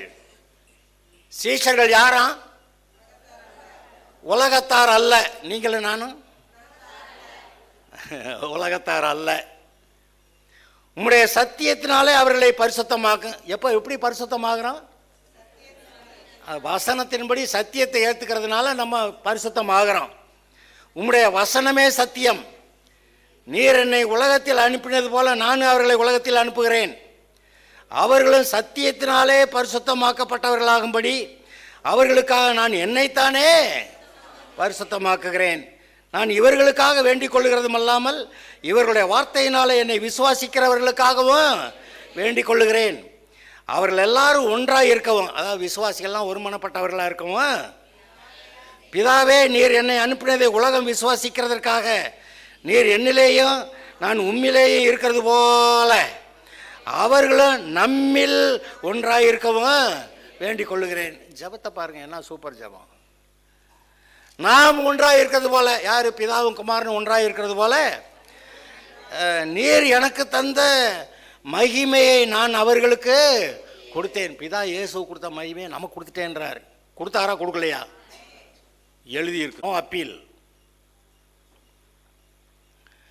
ஒரு மனப்பாட்டில் அவர்கள் தேறினவர்களாக இருக்கும்படிக்கும் என்னை நீர் அனுப்பினதையும் நீர் என்னில் அன்பாக இருக்கிறது போல அவர்களிலும் அன்பாக இருக்கிறதையும். இதுதான் விஷயம். நான் இயேசு நாட்டை எவ்வளோ அன்பாக இருந்தாரோ அதுபோல் நம்மக்கிட்ட அன்பாக இருக்கேன்னு அவர் சொல்கிறாரு. நம்பலாமா? நம்பிதான். ஏன்னா அவர் சொல்லிவிட்டாரு. சொன்னது அவர். எவனா ஒருத்தன் சொன்னாக்க அதெல்லாம் ஏற்றுக்கிற முடியாது.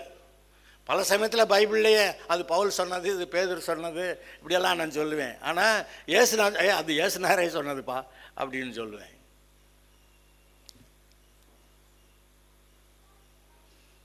பவுல் சொல்லுவான், ஸ்திரீயை தொடாமல் இருப்பது நல்லது. கடைசி என் ஐடியான்னு சொல்லிடுவான்.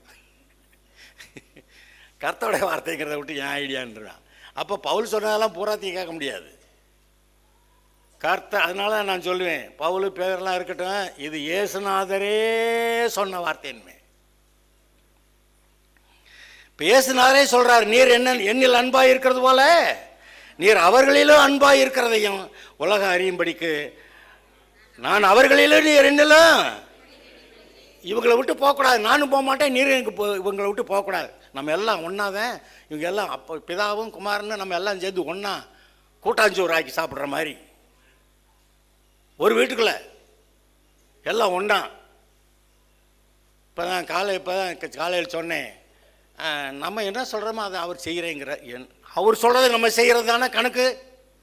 உலகத்தில் எங்கே போய் எந்த சாமியை கும்பிட்டாலும் அவர் சொல்கிற மாதிரி தான் நம்ம கேட்கணும். ஆனால் இவர் என்ன பண்ணுறாரு, நீ ஏதாவது சொல்கிற நான் அதை செய்கிறேன். பூலகத்தில் நீ எதை கட்டுவே, நான் அதை பரலோகத்தில் கட்டிடுறேன். பூலகத்தை எதை அவுத்து விட்டேன், நான் அவுத்து விட்றேன். ஏன் என்னடா அவர் சொல்கிறாரு, நீ என்ன செய்றியா, அது என்னன்னா அன்பா உன் மேலே ரொம்ப பிரியமாக இருக்கேன், உனக்கு என்ன வேணும் கேளு, நான் தந்துடுறேன். நீ என்னன்னு சொல்லு, நான் செய்கிறேன். அந்த மிட்டாய் வேணுமா வாங்கி தர்றேன், அந்த பொம்மை வேணுமா வாங்கி தர்றேன், அந்த ஒரு ஏதோ ஒரு முக்கியமான பெரிய பொருளாக இருக்கா கேளு வாங்கி தர்றேன். அவருக்கு எதுவும் வாங்கி கொடுக்க முடியாது, அவர் ஐஸ்வர்யம் உள்ளவர், எதை வேணாலும் கொடுத்துருவார். எனக்கு வேணும்னு கேட்டால் கொடுத்து விடுவார். மனசார விசுவாசத்தோட கேட்டால் கிடைக்கும். நீங்கள் யாரு, எவனோ போன வந்தவன் கிடையாது. தேவாதி தேவனுடைய அவரால் பிறந்த பிள்ளைகள், தேவனால் பிறந்தவர்கள். உங்களுக்கு பாராட்டுற அன்பை காட்டிலும் வேறு அன்பு எங்கெங்கே இருக்குது. அவரை கேட்டால் ஒருத்தன் சொல்கிறான், நீ மனுஷனையே நினச்சிக்கிட்டு இருக்க, அப்படி அவன் என்ன அவ்வளோ பெரிய ஆள். நம்மளுக்கு தான் சொல்கிறேன், நம்மெல்லாம் யார், என் மேலே போட்டு அன்பாக இருக்கிறீரேன்னு. அதை அங்கீகரிக்கணும். தேவனுடைய அன்பை அங்கீகரித்தா புழுதியில் இருக்கிறவர்களை தூக்கி பிரபுக்களோட. அப்போ நேற்று புளியில் உட்காந்துருந்தாங்க, என்னடா இப்போ இப்படி ஆகிட்டாங்கன்னா அவங்க அந்த வசனத்தை கேட்டு ஏற்றுக்கிட்டாங்க. நீ எப்படியே வேடிக்கை பார்த்துக்கிட்டு இருக்கிற.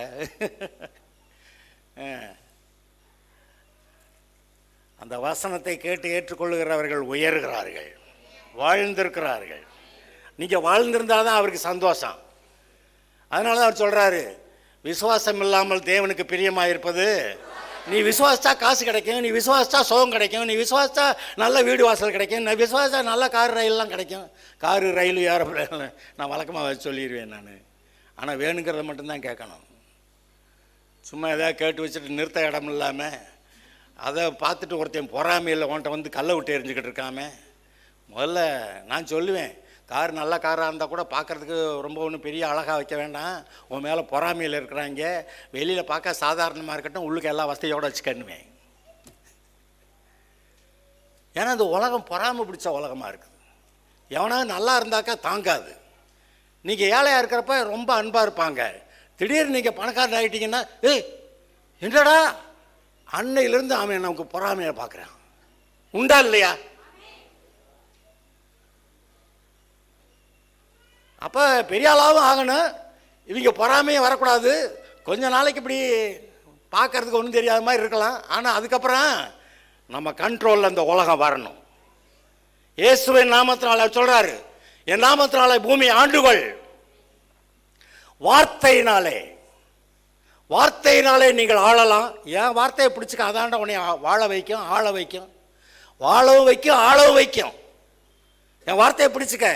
ஞானம் அது ஏன்ட்டு வருது, உலக ஞானம் வேண்டாம், என்னுடைய ஞானம் அதை எடுத்துக்கொள், நீ பிழைப்பாய்.